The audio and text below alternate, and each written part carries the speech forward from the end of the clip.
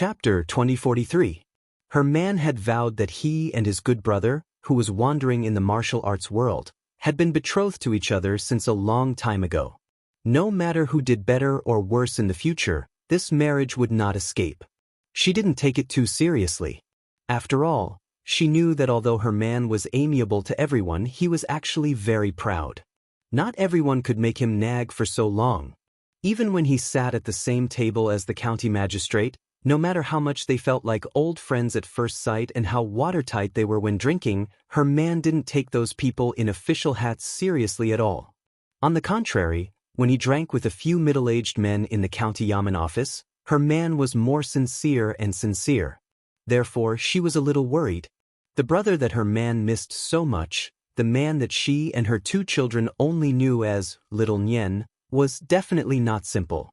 The two of them had been separated for so many years.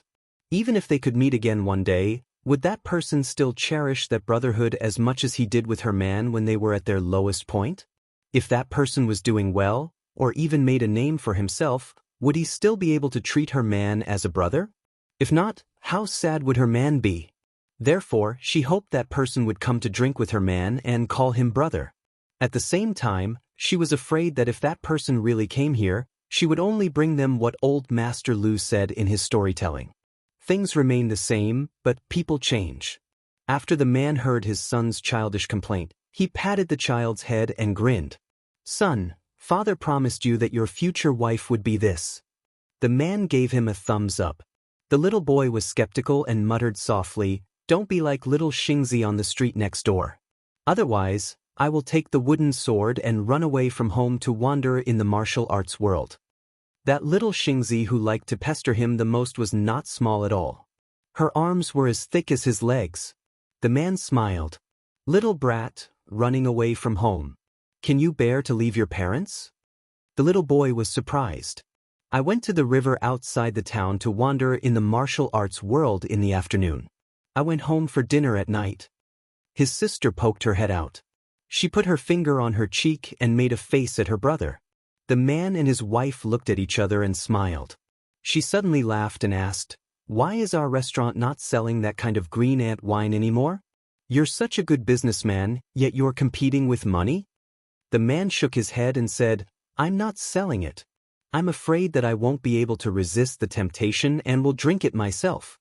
As for me, the next time you visit, bring me green ant wine to drink." The woman smiled and said, "Okay, I'll go to the kitchen first. Tuan Tuan and Yuan Yuan, help me look after them." The man nodded and said softly, "It's been hard on you, my wife. I'll be lazy today." She smiled and left. She felt a little sad. What hard work did she have? In this restaurant, her man was the one who had it the hardest. It had been like this all year round. In the past, he was already tired as a waiter in the restaurant. Now that he was the shopkeeper, he didn't have a moment of rest. In the past, it was to marry her. Now, it was for her and their two children. There were many other women in the small town who wished that their lazy men would work more and not loiter around all day. But when it came to her, she wished that her man could really rest for a day and not think or do anything. But every time he nodded and said yes, he still got up early and worked in the dark every day. Every day, he would smile when he met people. Marrying this man, she felt that she couldn't marry any better in this life. The storyteller downstairs still didn't talk about the soul-stirring battle of Liangmang outside the Northwest Pass. Instead, he had already talked about the wonderful comments of the Northwest Lord when he was still His Royal Highness. He said that being a playboy was also a technical job, and there were different grades. The lowest grade was only able to bully men and women with evil dogs. The slightly better one was wearing bright clothes and riding a horse, carrying a sword around his waist and holding a fan in his hand. When he fancied a beautiful girl, he pretended to be handsome and pretended to be a man and a dog. Then, the third class of hedonistic sons would have to memorize some romantic poems and songs. At the very least, they would have to be able to recite poems in front of women. They wouldn't have to make a fool of themselves by telling people that their father was an official or that their grandfather had troops under his command. The second-grade playboy was even more difficult to come by. Not only did he have to speak eloquently, he also had to know some Jianghu tricks and be very familiar with the hero saving the beauty. Even if the beauty wasn't in trouble, he had to create trouble for her. Don't be reluctant to spend money to hire people to act. Remember that when you make a move to repel the enemy, the way those ruffians and hooligans fly out must not be the same. They must fly out backward, horizontally, or sideways. Everything must be there. As for the world's top playboys, they were like the elusive Jianghu great grandmasters. They were also outstanding figures who didn't appear in the world. When those heroines and fairies met such people, they had accumulated 7 lifetimes worth of virtue and 8 lifetimes worth of bad luck. From then on, they would be unable to extricate themselves. Even if they were beaten to death, they wouldn't be able to chase them away. The storyteller's spittle flew everywhere as he spoke. He was actually infected by himself. That high-spirited and vigorous spirit made it seem like he was the founder of this playboy business. He took a big gulp of wine and stretched out a finger. He clicked his tongue and said, for example, playboys who have reached this level will only show women money, but will never let them spend money. Let them see mountains of gold and silver, but won't let them spend a single copper coin. Maybe the women will be willing to pay for it. The hearts of countless people in the restaurant swayed. Someone suddenly shouted, "Is there really such a stupid heroine and fairy in the world? Even after losing someone, they still had to pay for it? I'm the first one who doesn't believe it." The storyteller raised his eyebrows and glanced sideways. This old man won't talk about other people. Let's just talk about that sentence, 10 years to cultivate Song Yushu, 100 years to cultivate Su Fengnian. Are you convinced? Let's not talk about that Song Yushu who entered the capital's Ministry of Rights and became a high-ranking official. Just the latter, when a woman meets him, can she still be arrogant? That person was instantly speechless. He wanted to refute but didn't know where to start. After all, he was a frequent customer of the restaurant. He had heard many legendary stories about the Northwest vassal king. There were both admiration and envy. Of course, the latter was more. There were many storytellers in the restaurant. This person often put himself in the shoes of the storyteller. Thus, he naturally didn't want to deny himself. On the second floor, the restaurant manager squatted down and picked up a child. He laughed softly and said, "Tuan Tuan Yuan Yuan, father will tell you the truth.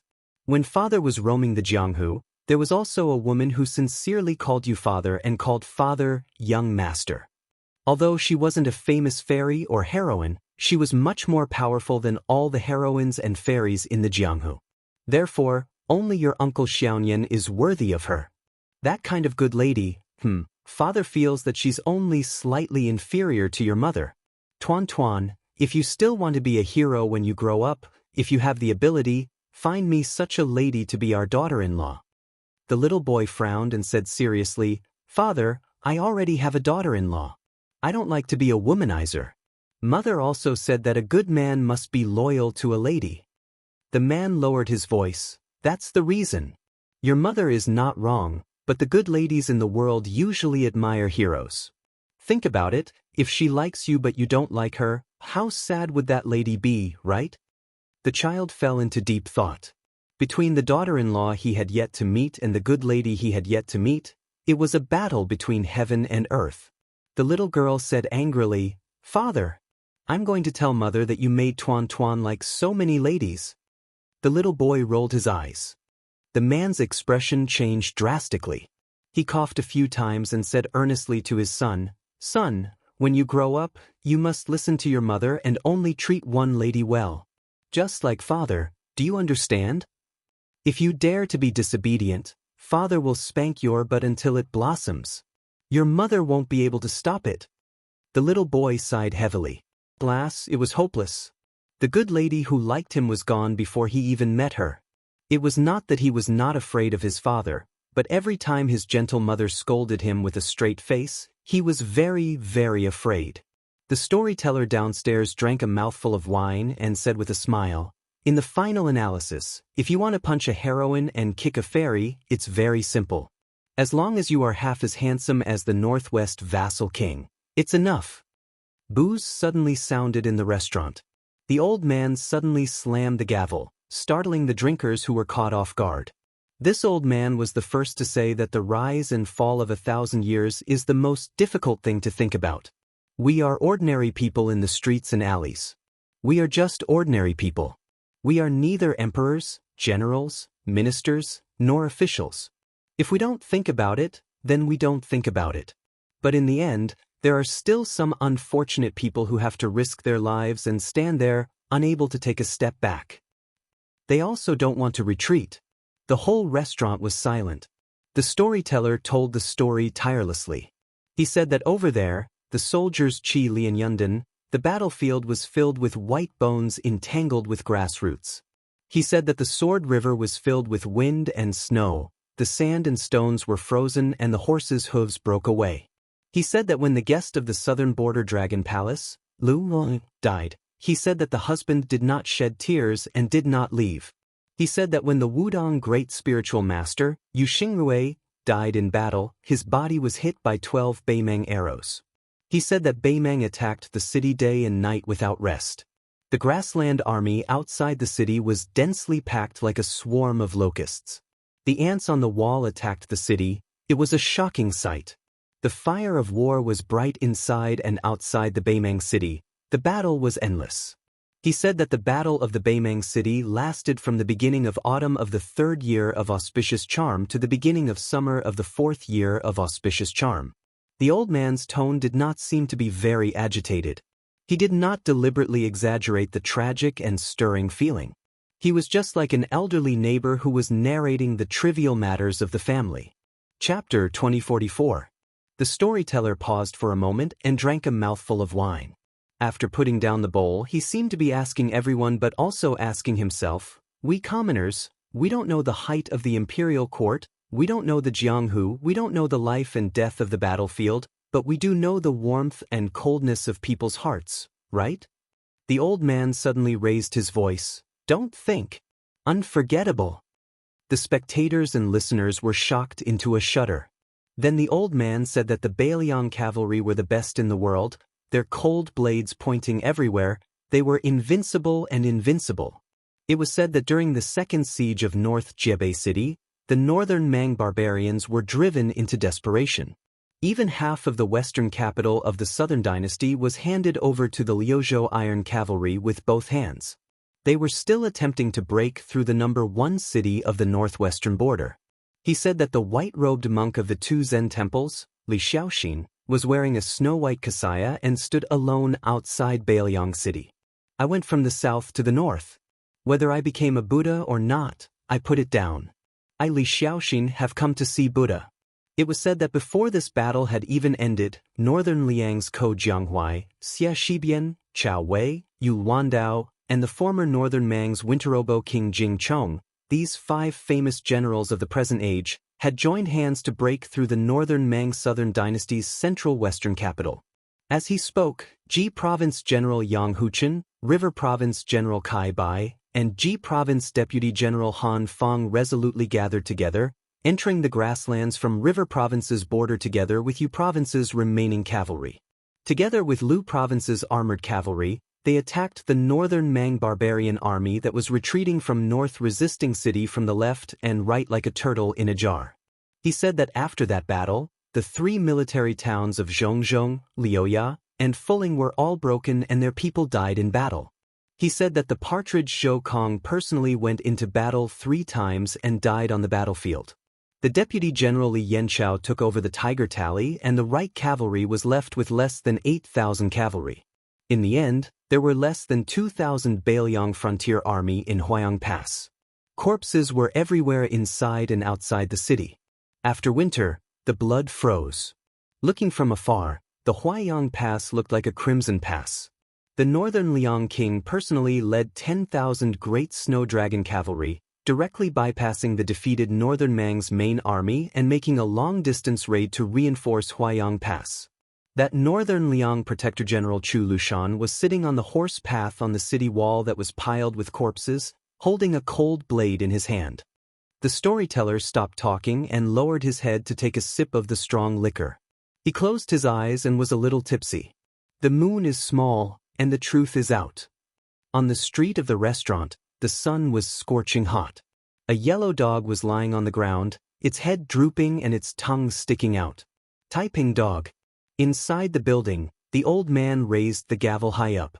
Just when everyone was ready to hear the sound of the gavel slamming the table, unexpectedly, the old man gently put it down and laughed heartily. Since ancient times, who hasn't seen the Qing dynasty? Today I see that the fame of my achievements surpasses that of the ancients.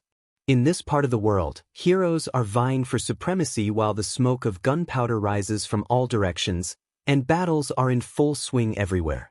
How unfortunate is it for us commoners to be in such troubled times? How fortunate is it for us commoners to hear about the great victory at the border and report it to the Central Plains? How many times can one laugh in one's life? When meeting in a drinking contest, one must be drunk. The old man poured a bowl full of liquor and raised it, saying loudly, "Everyone, can you drink with me, this old man? Drink this big bowl of Taiping wine." Inside the first floor, countless people laughed loudly and said boldly, "Let's drink. Let's drink. Do you think I'm afraid of you, old man?"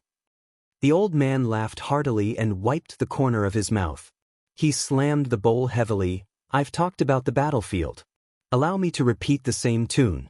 Later, let's talk about the Jianghu woman on the battlefield. There's a #1 assassin in the world whose name is unknown. She killed Beimang's Aquarius Prefecture's governor.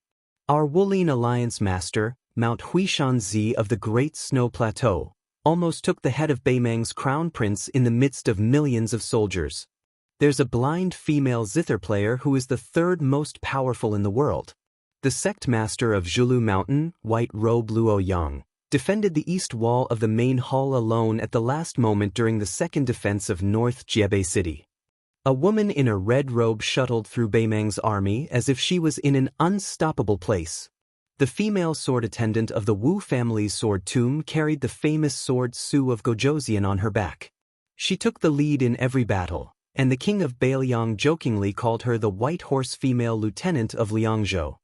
The old man laughed heartily and asked loudly, "Who said that the women of the Central Plains only know how to hide in their boudoirs and apply rouge? Who said that women's lives are worthless than grass?" There were many women in the restaurant, and there were at least 20 to 30 of them. Hearing the old man's words, they were even more heroic than the men. Almost all of them raised their cups and bowls to drink. There were even a few extraordinary women who picked up their wine pots and drank directly. The restaurant was filled with cheers. The manager of the restaurant, who was lying on the second floor, couldn't help but clap and cheer. He said loudly, "Today, the heroine will drink for free." As a result, the crowd cheered even louder. A burly man raised his head and looked at the second floor. He pinched his throat and asked in a high-pitched voice, "Manager, I'll go back to being a woman today. Is that okay?" The manager of the restaurant was stunned. He laughed heartily and said, "Just based on your shameless ability, you're like my brother. Drink to your heart's content. I won't take your money, so I'll treat you to a drink." He hurriedly said loudly, "The others can forget about it. It's not easy for me to have a family to feed." The man's son, who was squatting next to him, suddenly stood up. He pressed his hand on the hilt of his wooden sword and hurriedly said loudly, "Yes. My father always said that the money for traveling in the Jianghu in the future is all in the money for the drinks. Not everyone can drink for free." The laughter continued. The storyteller found an opportunity to smooth things over for the manager. He immediately changed the topic. He slapped the gavel and deliberately asked, "Has anyone heard of a saying? If the heavens did not give birth to you, Li Chungang, the way of the sword would be like a long night." As expected, the restaurant was attracted again. In fact, there were rumors of this saying in the Jianghu, but it was not very widespread. After all, the new Jianghu was led by Xinyuan Qingfeng, who occupied 3 of the 14 chiefs of auspicious talisman. Whether it was the 10 great sects, the sage of the 4 directions, or the 10 great itinerant cultivators, every year, there would be an endless stream of fairies and gentlemen. Moreover, there had been endless wars in the past few years. The famous saying of the old sword god of spring and autumn, especially the drinkers near this small town, was a little unfamiliar. If the storyteller in the restaurant had not mentioned it many times in passing, perhaps no one would have known the inside story. After all, the four great masters of spring and autumn, including Li Chungang and Wang Xiu, were several generations away from the old Jianghu generation. The storyteller smiled and asked, "This old immortal of the way of the sword once lent his sword to the new sword god, Dong Tai.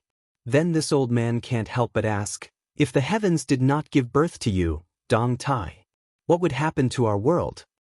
This question was a little too high and a little too far, so everyone was a little confused. In fact, the Jianghu of the Central Plains had not heard much about what the Peach Blossom Sword God had done on the battlefield outside North Jiebei Pass. It was as if Dong Tai, one of the four grandmasters of the martial arts evaluation, had been the most unknown in the battle between grandmasters outside the pass.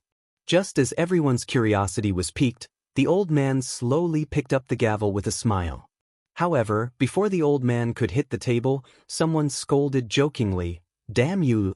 This old man is deliberately trying to trick us, isn't he? Wait a minute.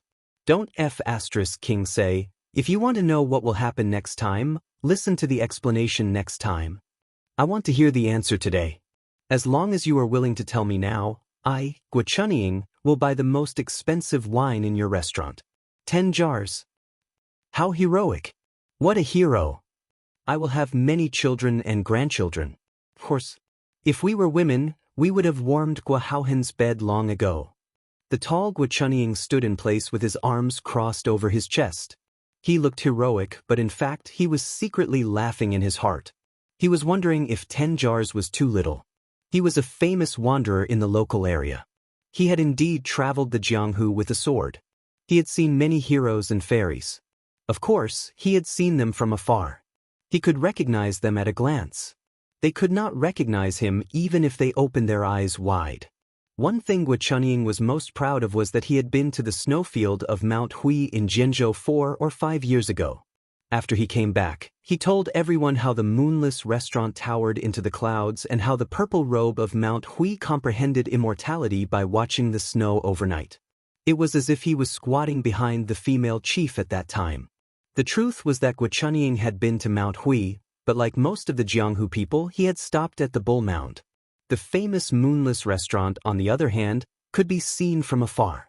At this moment, the manager of the restaurant shouted, 15 jars.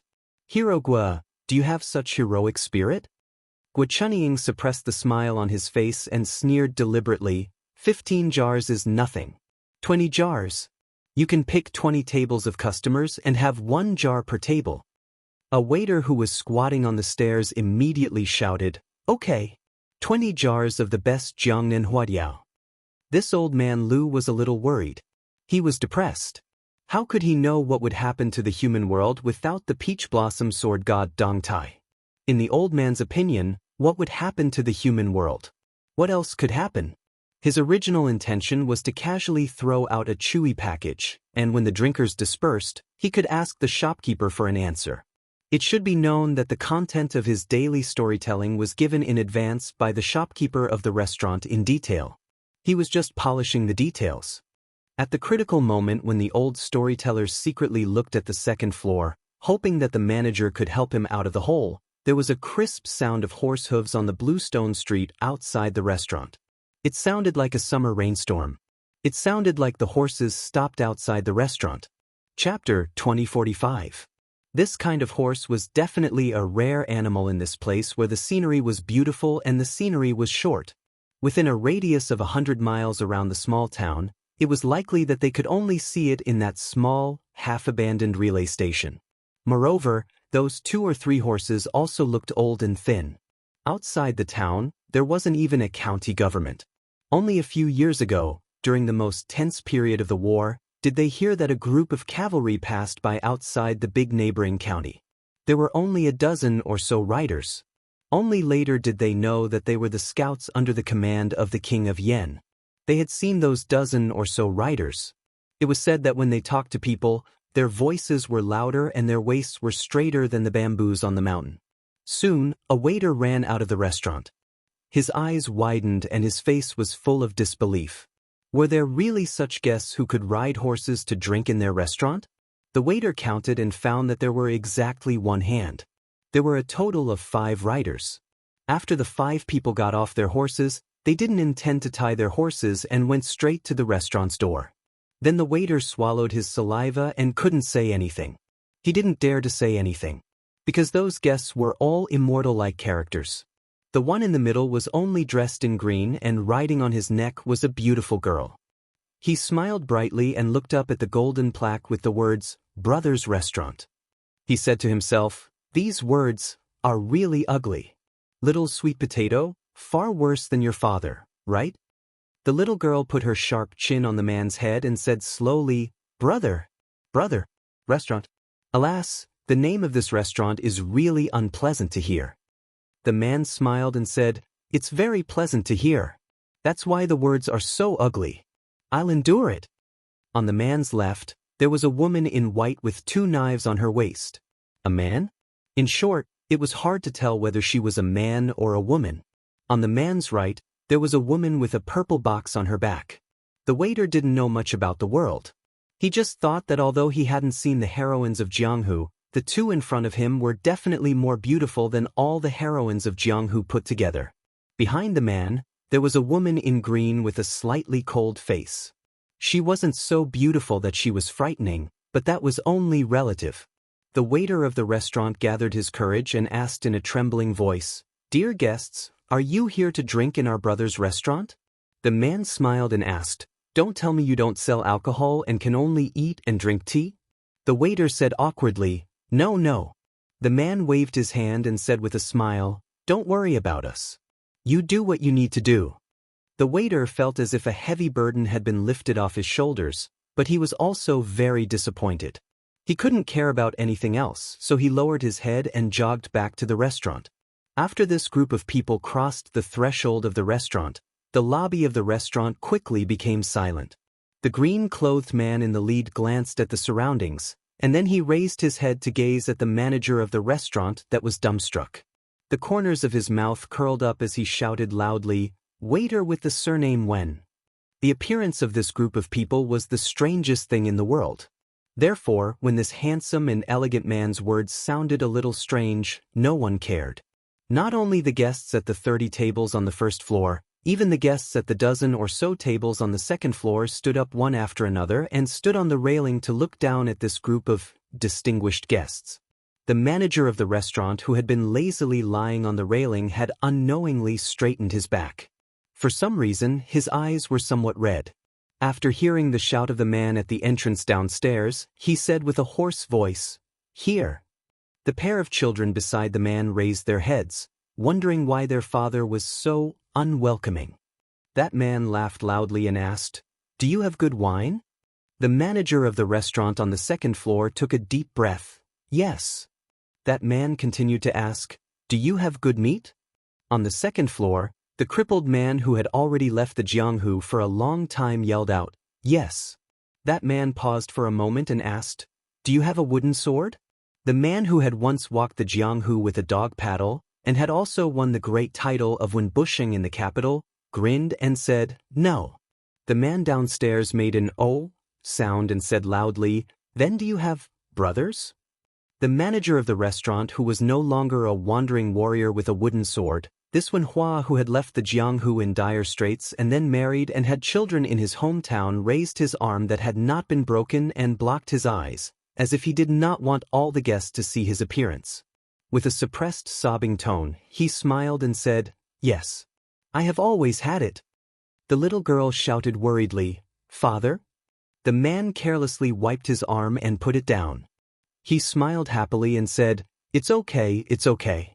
Father is happy that Uncle Xiaoyan of yours has come to our house. Let's go downstairs together." He held his daughter's hand while his son gently tugged on his other sleeve. The 3 of them quickly went downstairs together. At the entrance of the restaurant, the little girl who was nicknamed Little Sweet Potato by the man helped her father gently wipe away the wine on his face. She sighed and said, "Father, I really don't want to criticize you. Although you said that a real man's thing is not tears and should be called wine, isn't it too embarrassing for you to do it in front of so many people?" The man was silent. He only looked at the guy who was limping towards them with the two children. Although he had long known, when he really saw this scene, he lowered his head and exhaled softly. When that guy came closer, he raised his head and asked with a smile, "When are you limping? How did you do it? Did you get punished for taking liberties with a good girl on the street?" "It's a small matter, it's not a big deal." "Tisk tsk, didn't you say that you have brothers? I don't care about you. I think that guy is really nothing. But my brother was once the #1 in the world.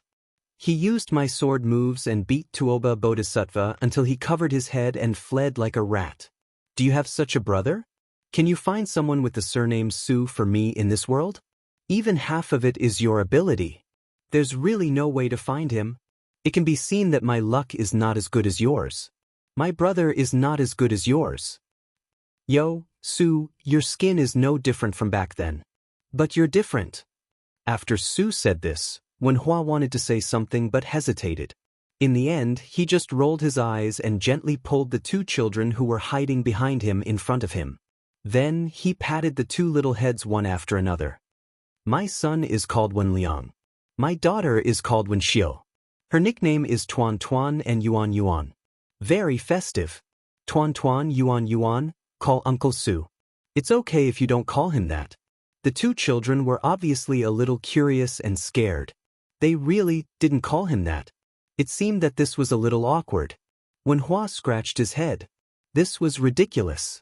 Su Fengnian stretched out his finger and pointed at his daughter who was sitting on his neck. "My daughter, Su Nianliang, nicknamed Little Sweet Potato. She likes to play wildly, so she's a little tanned. All right, Little Sweet Potato, call Heroine."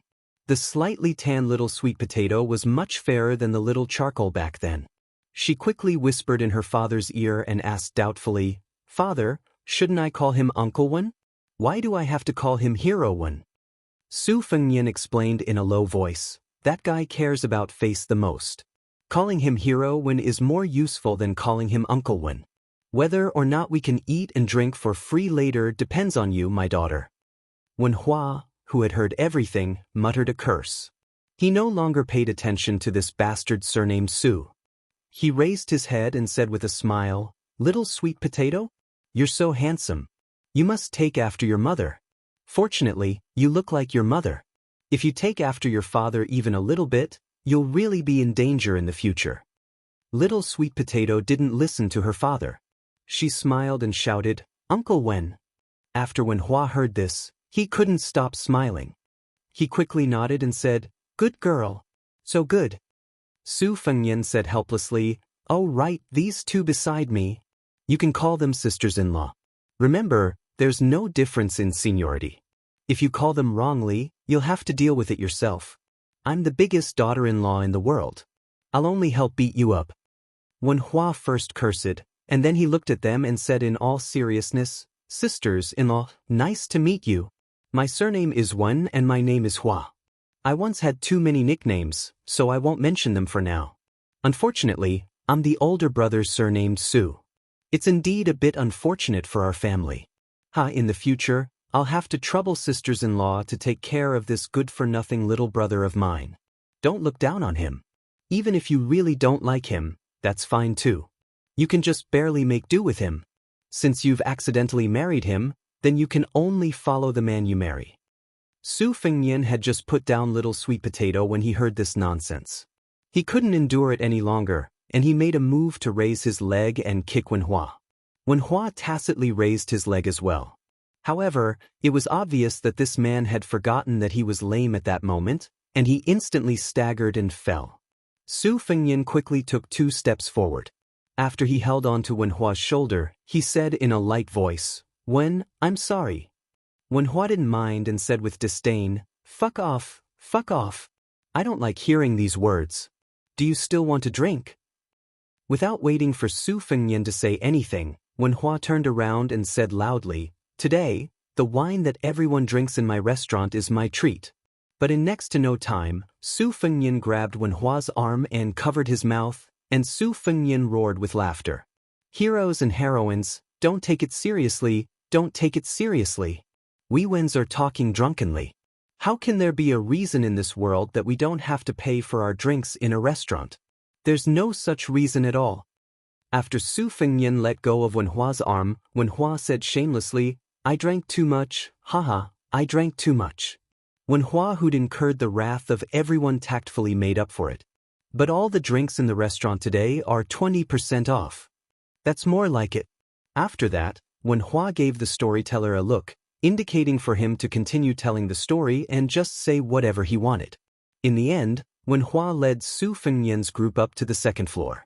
After much persuasion, he finally asked for a table from a table of customers, and the price was that the restaurant gifted them with 10 jars of huadiao. There were 4 long benches on one table. Wenhua and Su Fengnian each occupied a stool facing each other. Wenhua and the 2 children sat on one. Ginger and White Fox sat on one stool for the first time, and Little Sweet Potato was squeezed in the middle. The little boy called when Liang stole a glance at the fellow nicknamed Little Sweet Potato from time to time. But every time he looked, she would immediately glare back at him and didn't forget to raise her fist once. Chapter 2046. Then, one deliberately placed the wooden sword at his waist gently on the table, while the other placed the long and narrow wooden knife heavily on the table. Tit for tat. The old man in the middle of the hall downstairs began to tell stories again. As long as the topic of the peach blossom sword god Dong Tai was temporarily ignored, the old man was very familiar with the way. He gradually entered the best state again and talked endlessly. After drinking 2 more bowls of wine, he was really a little drunk. He was tongue-tied and said some inappropriate things. However, in this small town that was far away from trouble, no one really thought about it, and no one cared about it. The old man said, I use peach blossoms to buy spring wind, would the deities give it to me? I use green ants to buy the central plains, would the emperors sell it? Later, people asked where the northwest vassal king went. They all said that he died in the northern expedition to the grasslands.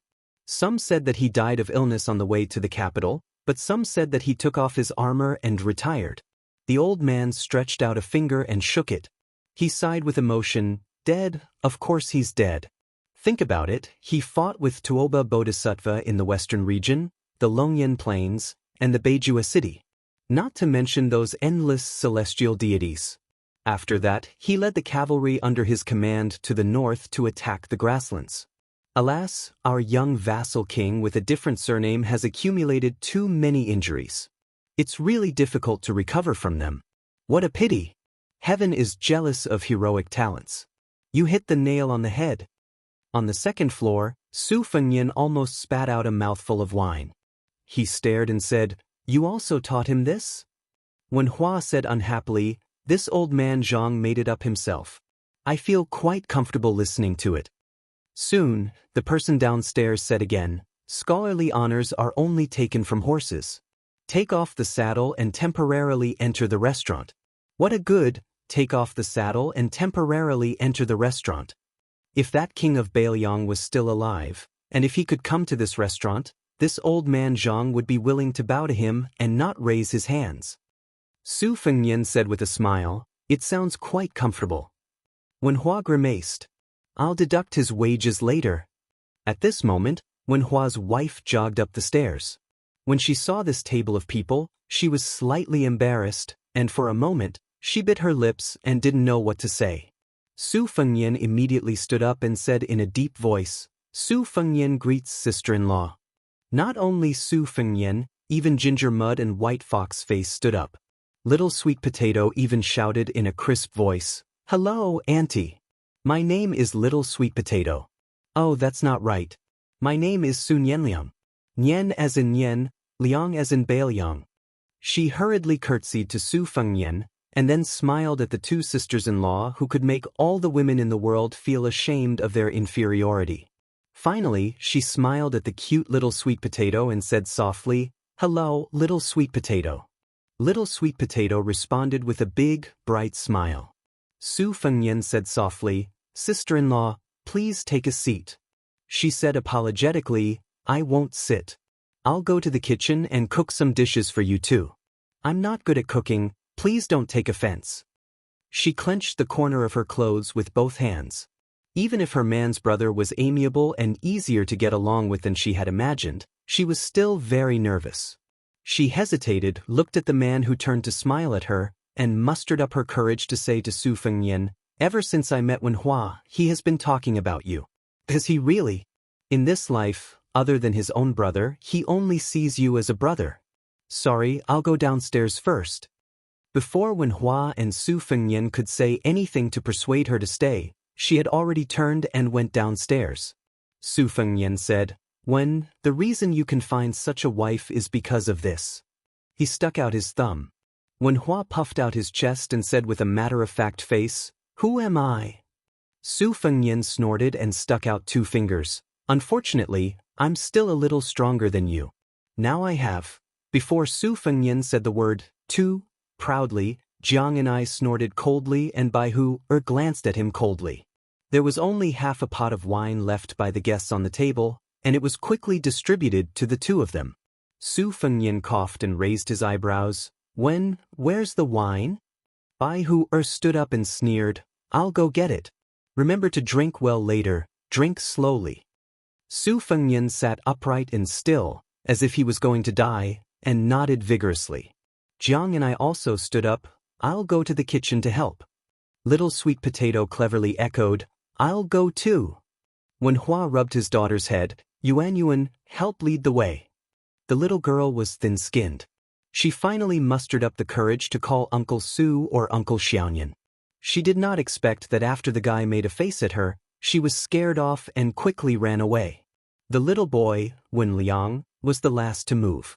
After running a few steps, he turned around and shouted, "Uncle Xiaoyan." Su Fengnian nodded and smiled. "I came in a hurry this time and forgot to bring a greeting gift. Uncle will make it up next time." The little boy nodded vigorously. Just as he turned around and ran a few steps, he turned around again and shouted, "Uncle Xiaoyan, my father said that it's okay to call you father-in-law." Su Fengnian really spat out a mouthful of wine this time. He was probably close to vomiting blood. All sorts of feelings welled up in his heart. When Hua held his stomach with one hand and laughed. After drinking the last of the wine in their bowls, the 2 of them did not speak again. The storyteller downstairs also came to an end. Even if there are thousands of emotions, even if there are thousands of feelings, who will you tell them to? Who will listen? People in the world, even if they can't bear to part, they will eventually have to part. Even if there are regrets in the world, don't worry. Su Fengnian nodded and turned around to ask, "Wen Hua, where did you find this storyteller? He's really good at telling stories." Wen Hua smiled and said, "Back then, this old master happened to pass by this restaurant. At that time, I was still just a waiter. But when I heard the old Mr. Sour tone, it was very similar to you back then. So, I persuaded the old shopkeeper to stay. I wanted to let him tell me about your stories in the martial world." When Hua raised his bowl and realized that there was no more wine, but he did not put it down, "The more I listened, the more I thought that one day in the future, when both of us are around, I must invite old Zhang to sit down and then ask you to treat him to a glass of wine." Su Fengnian also raised his empty bowl and clinked it with Wen Hua. "It's my duty." White Fox's face brought over 3 pots of wine. They were neither good nor expensive, but the taste was strong enough. That was all. After she placed the 2 pots of wine on the table, Wen Hua slapped his forehead, "Although the restaurant doesn't sell Baoyang's green ant wine, I still have a few jars hidden." Su Fengnian smiled. "What's the rush? Drink first." Wen Hua nodded. "That's true. It's finally a good time for us brothers to drink and eat meat without holding back. We don't have to worry about whether we'll have the next meal. We should drink more." White Fox's face did not sit down. She carried the pot of wine and walked towards the railing, her back facing the 2 men from afar. When Hua asked softly, "How are you doing?" Su Fengnian thought for a moment. "Not bad." When Hua smiled, "I'm doing better than you, so today's wine is on me." Su Fengnian rolled his eyes. "Why do you say that?" When Hua stretched out his thumb and pointed behind him, "I have 2 children. You only have 1. Su Fengnian originally wanted to compare the number of wives he had, but he suddenly thought of White Fox's face embroidered with winter's spring thunder on his waist. She was standing right there. He could only grit his teeth and say, "You win." When the storytellers stopped telling stories, the customers in the restaurant did not refill their glasses and quickly dispersed. After drinking the 2 pots of inferior but strong wine, Wen Hua got up to get the green ant wine that he had kept for a long time. He even pulled the old gentleman to the 2nd floor. Su Fengyan also got up to toast the old man with a big bowl of green ant wine. At that time, the old man hurriedly got up. Although the other party asked him to drink as much as he wanted, the old man still tried his best to drink half a bowl. The old man only knew that the man who could not be considered too young was the brother of the restaurant's shopkeeper. He was probably called Little Nian. Just like the king of Bailiang, Su Fengyan had the character Nian in his name. After the old man drank the bowl of green ant wine that really burned his mouth and intestines, he wobbled his farewells and went downstairs. He felt that after drinking so much wine today, he had achieved his goal. In particular, after accepting the toast of that strange man at the end, he felt that it was quite worthy of pride. As for why exactly, the old man was 70 to 80% drunk. He did not think deeply about it, but he also could not think deeply about it. On this day, Su Fengyan finally got drunk again. After he finished his first trip to Liangyang Lake, he returned to Liangzhou and returned to Mount Qingliang. It was very strange. After that, it seemed that he really did not get drunk again. The 2 groups of women and children sat at a table far away on the 2nd floor. From beginning to end, they did not disturb the 2 men who were drinking and chatting. Su Fengyan said drunkenly that he found a place surrounded by mountains and brought them to live in seclusion. He said that they all knew Li Dong, and a little monk called Wu Nanbei went to Gangnam-do. The little monk said that he wanted to build a temple, because when there was a temple, there would be pilgrims. With pilgrims, there would be incense money.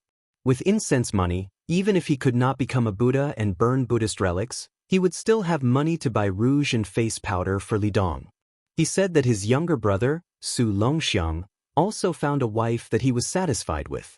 The woman called Murong Longshui, for Huang Manor, turned from a 200-pound fatty to a 100-pound woman. He said that he must find that guy called Chen Jibao. He did not believe that this *T war sage in white was really dead. He must ask him why in person. He said that he originally wanted to introduce a guy called Zhao Zhu to Wen Hua. Unfortunately, that bastard was too stingy. He was not even willing to treat people to drinks, so he let it go. He said that a guy who used to be called Zhao Zhuan and his wife settled down in Bailiang's Dowling prefecture and became a private school teacher. It was quite good. He said that the former sect leader of Wudong, Li Yufu, should not have left. It was not worth it, even if that young Taoist did it for the sake of the common people. He said that it was a pity that Wen Hua did not get to see the magnificent scene of thousands of exiled immortals descending like rain. He said that he did not know if his disciple, Li Dong, could really become a land flood dragon and become the last land immortal in the world. He said that his Su family had changed to the residence of the Bailiang prefect. He could not bring Wen Hua there to show off. Chapter 2047. Previously, there was an urgent report sent to the Spring Snow Building that there was a Jianghu man who dared to attack the sandbar in the middle of the river at the origin of the crisscrossing tide, trying to cut off the 2 intersecting tides. Song Li didn't mind that the onlookers couldn't see the tide in the end, but he was surprised by the Machateman's behavior. Now, Liang, Zhao Go and the Ministry of War had joined hands to suppress Jianghu secretly and at the same time to gather the forces of Jianghu from all over the place. They were like fishing in a net. The 1,000-year-old tortoises hiding in the deepest part of Jianghu wouldn't be touched, but those fat fish, especially those with nests, only had 2 paths to take. They could either go to the Ministry of War and file their reports, or wait to face all kinds of unexpected disasters. Now, some of the 2nd and 3rd class sects in Jianghu had been mostly cleaned up, and the next step was to deal with the top 20 behemoths. It was always said that Jianghu was far away, but how far could it be? Now, the hooves of the Liang Iron Cavalry had already trampled on the northern grassland of the old Beimeng. Therefore, when Song Li heard that there was someone who dared to commit crimes in his territory at such a critical juncture, Song Li really wanted to see it with his own eyes. Especially when the spy said that the dragon crossing the river was a young woman, he became even more curious. A woman in the world who used a machete to cut off the tide? But the real reason that made Song Li restless was more complicated and deep. He hoped that the audacious female grandmaster from the Jianghu would be able to help him find some clues, and then follow the clues to find a certain person. If that person was still alive in this world, then Song Li would kill him no matter what price he had to pay. In today's Liang imperial court, after that person's death, almost everyone felt relieved.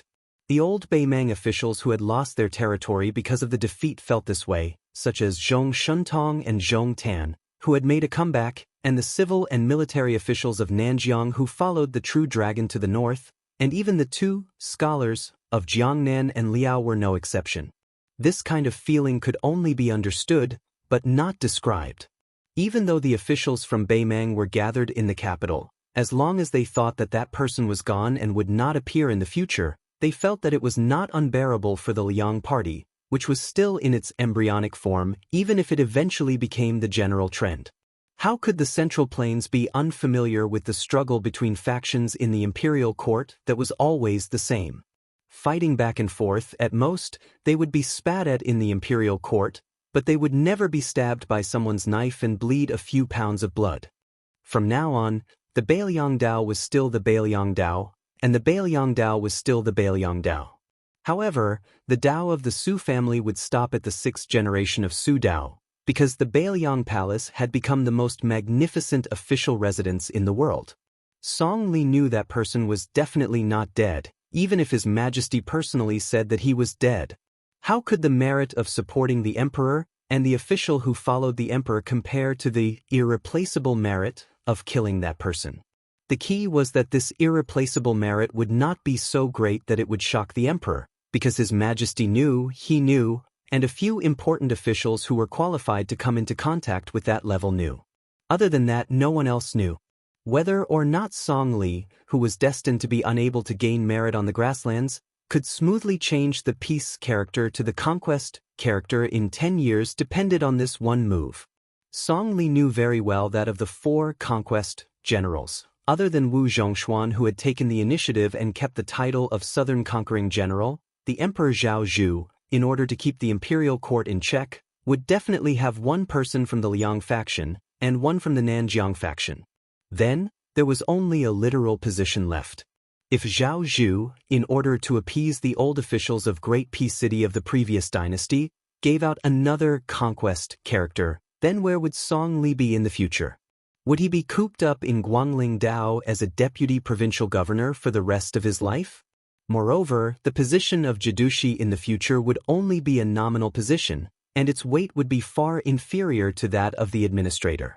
Zhao Zhu's new dynasty would definitely not repeat the mistakes of the past and watch as more than 20 Daoist territories reappeared in the world.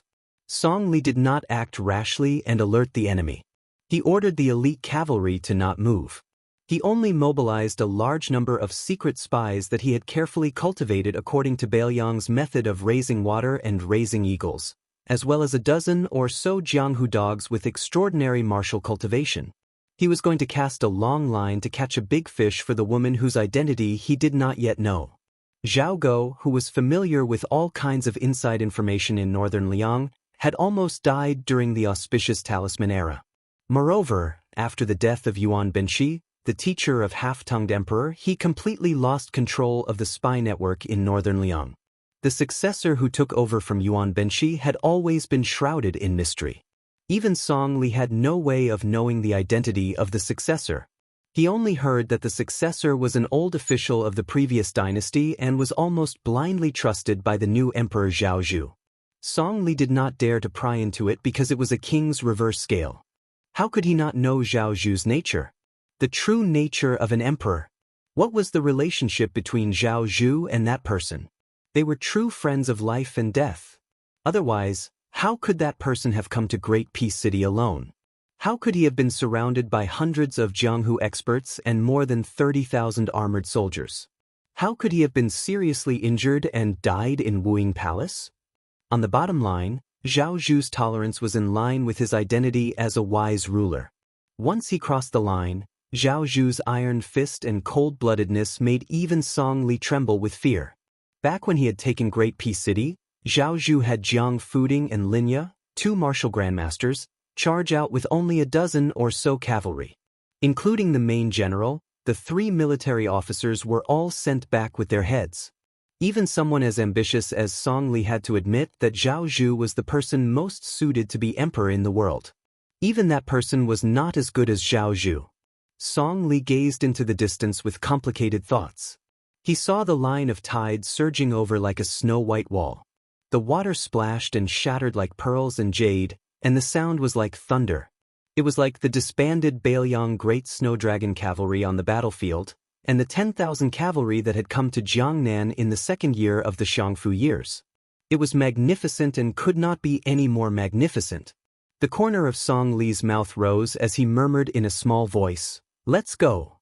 At this time, among the people watching the tide on the banks of the Guangling River, there was a slender man with a girl with slightly dark skin riding on his neck. She had 2 long and narrow wooden blades, one large and one small, hanging from her waist. ###extra chapter 2. A few days ago, I participated in an activity in Longquan and just returned today. Therefore, the extra update is slightly delayed. In the future, I will try to update regularly around 7 p.m. It will be serialized on the WeChat public platform, Fenghua 1985. Beside the man stood a young girl with skin even darker than the little girl. She carried a sword box on her back, 2 swords at her waist, and a long sword at her back. Looking at it this way, the young girl did not look like a swordsman who aspired to reach the peak of the way of the sword, but a girl who wanted to sell swords all over her body. The little girl with her chin on her father's head rubbed his face and chuckled. "Father, you are much more handsome than yourself," the man said softly in a helpless tone. "Heartless daughter." The young girl who carried at least 7 or 8 swords smiled sweetly. The little girl pressed her hands on her father's head. "Oh, surnamed Su, you are rebelling. See if I don't complain to second mother, third mother, fourth mother, fifth mother, sixth mother, eighth mother, and ninth mother. I will say that you are seducing fairies again. Let's see if they believe you or little sweet potato." The man sighed and said, "Little sweet potato, what do you mean by 5th, 6th, 7th, 8th, and 9th? Besides, this kind of joke must not be made. When I return home, the first thing I will do is kneel on the washboard for 3 days and 3 nights. Won't you feel bad?" The girl nicknamed Little Sweet Gourd folded her hands and looked at the tide. She sighed and said, "Father, I miss our hometown a little. Brother Short Gourd, Uncle Li Yen Chao, Grandpa Yen, and Grandpa Gu all love Little Sweet Gourd the most. Especially Grandpa, they don't want to see you. They only like Little Sweet Potato." The man smiled and nodded. He did not dare to refute. Little Sweet Potato also sighed and said worriedly, "Father, are we not going back to our hometown anymore? Will Little Sweet Potato never see that big lake again?" Without waiting for the man to answer, the little girl sighed heavily again. "Our family's lake is called Tidehark Lake. After seeing the tide of Guangling River, I will treat it as if I have returned home." The man smiled and said gently, "You are so sensible." Little Sweet Potato lowered her voice and said, "Then can I go to Wu Wu City with father and not follow Brother Tong and the others home in a hurry?" The man said unhappily, "Sure. At most, father will suffer with you. You will be beaten by your mother, and father will kneel at the side. We will bear the burden together. How about it?" The little girl weighed the pros and cons, but in the end she gave up. In any case, she could go out with her father every year. She actually missed her mother a little. As for those second mother, third mother, fourth mother, and so on, she also missed them. It was just that she did not miss her mother as much. The tide had already passed. The mist that covered the sky and the sun came rushing over. The man did not deliberately block it. The little girl stretched out her hands and made threatening gestures. She was very happy. The man chuckled and said, "Little Sweet Potato, father often talks to you about that old man in the sheepskin fur coat. Back then, your father fought side by side with him here. He broke 2,600 armor with one sword. Don't forget, that was one sword in one breath. To be honest, in father's opinion, other than Ancestor Lu, I am afraid no one else can do it." Little Sweet Potato asked curiously, "Even father can't do it?" The man thought for a moment. "His chi is enough, but it is very difficult to use it on a sword. It is far from being as free and easy as that old man in the sheepskin fur coat. You didn't see that sword, little sweet potato waited quietly. The man hesitated for a moment and sighed. That sword, there is only one sword in the world. Unfortunately, we are destined to never see it again. The man stretched out a hand and pointed to the river. Even earlier, that old man was probably as young and handsome as your father. He once crossed the river on a sword. He was more immortal than an immortal. Little Sweet Potato suddenly gave a thumbs up. Grandpa Li, you are amazing. Chapter 2048. Of the 3.5 disciples, the other half was the Fish Dragon Gang's young man, Wang Dashi. Su Fengnian didn't want to interfere too much with Wang Dashi's life. As for the other 3, Yulong's luck was too strong. In fact, there was no need for Su Fengnian to do anything unnecessary. This child was really addicted to being in the border army. In just 5 to 6 years, according to his real military achievements, he really became a lieutenant of the Yuzhou cavalry. The speed of his promotion was astonishing. It was said that when Ko Jianghuai left the northwest border, he also wanted to take this youth to the capital to enjoy life. However, Yu Dilong ignored him and said that he would retire from the army after conquering the entire grassland. He would think about what he would do in the future. Lu Yunzhang's temperament was the most unstable, but he was the most ambitious. Otherwise, he wouldn't have left the Bailiang frontier army and established a sect in Martial Emperor City alone in an attempt to become the second Wang Xianxia. As for Wang Sheng, Su Fengnian spent the most effort to cultivate him. Otherwise, he wouldn't have taken him with him. He wholeheartedly wanted to make Wang Xing into a female Dong Tai. Now that the world's luck had collapsed, most of it rushed into the capital and merged with the new Zhao dynasty's royal family.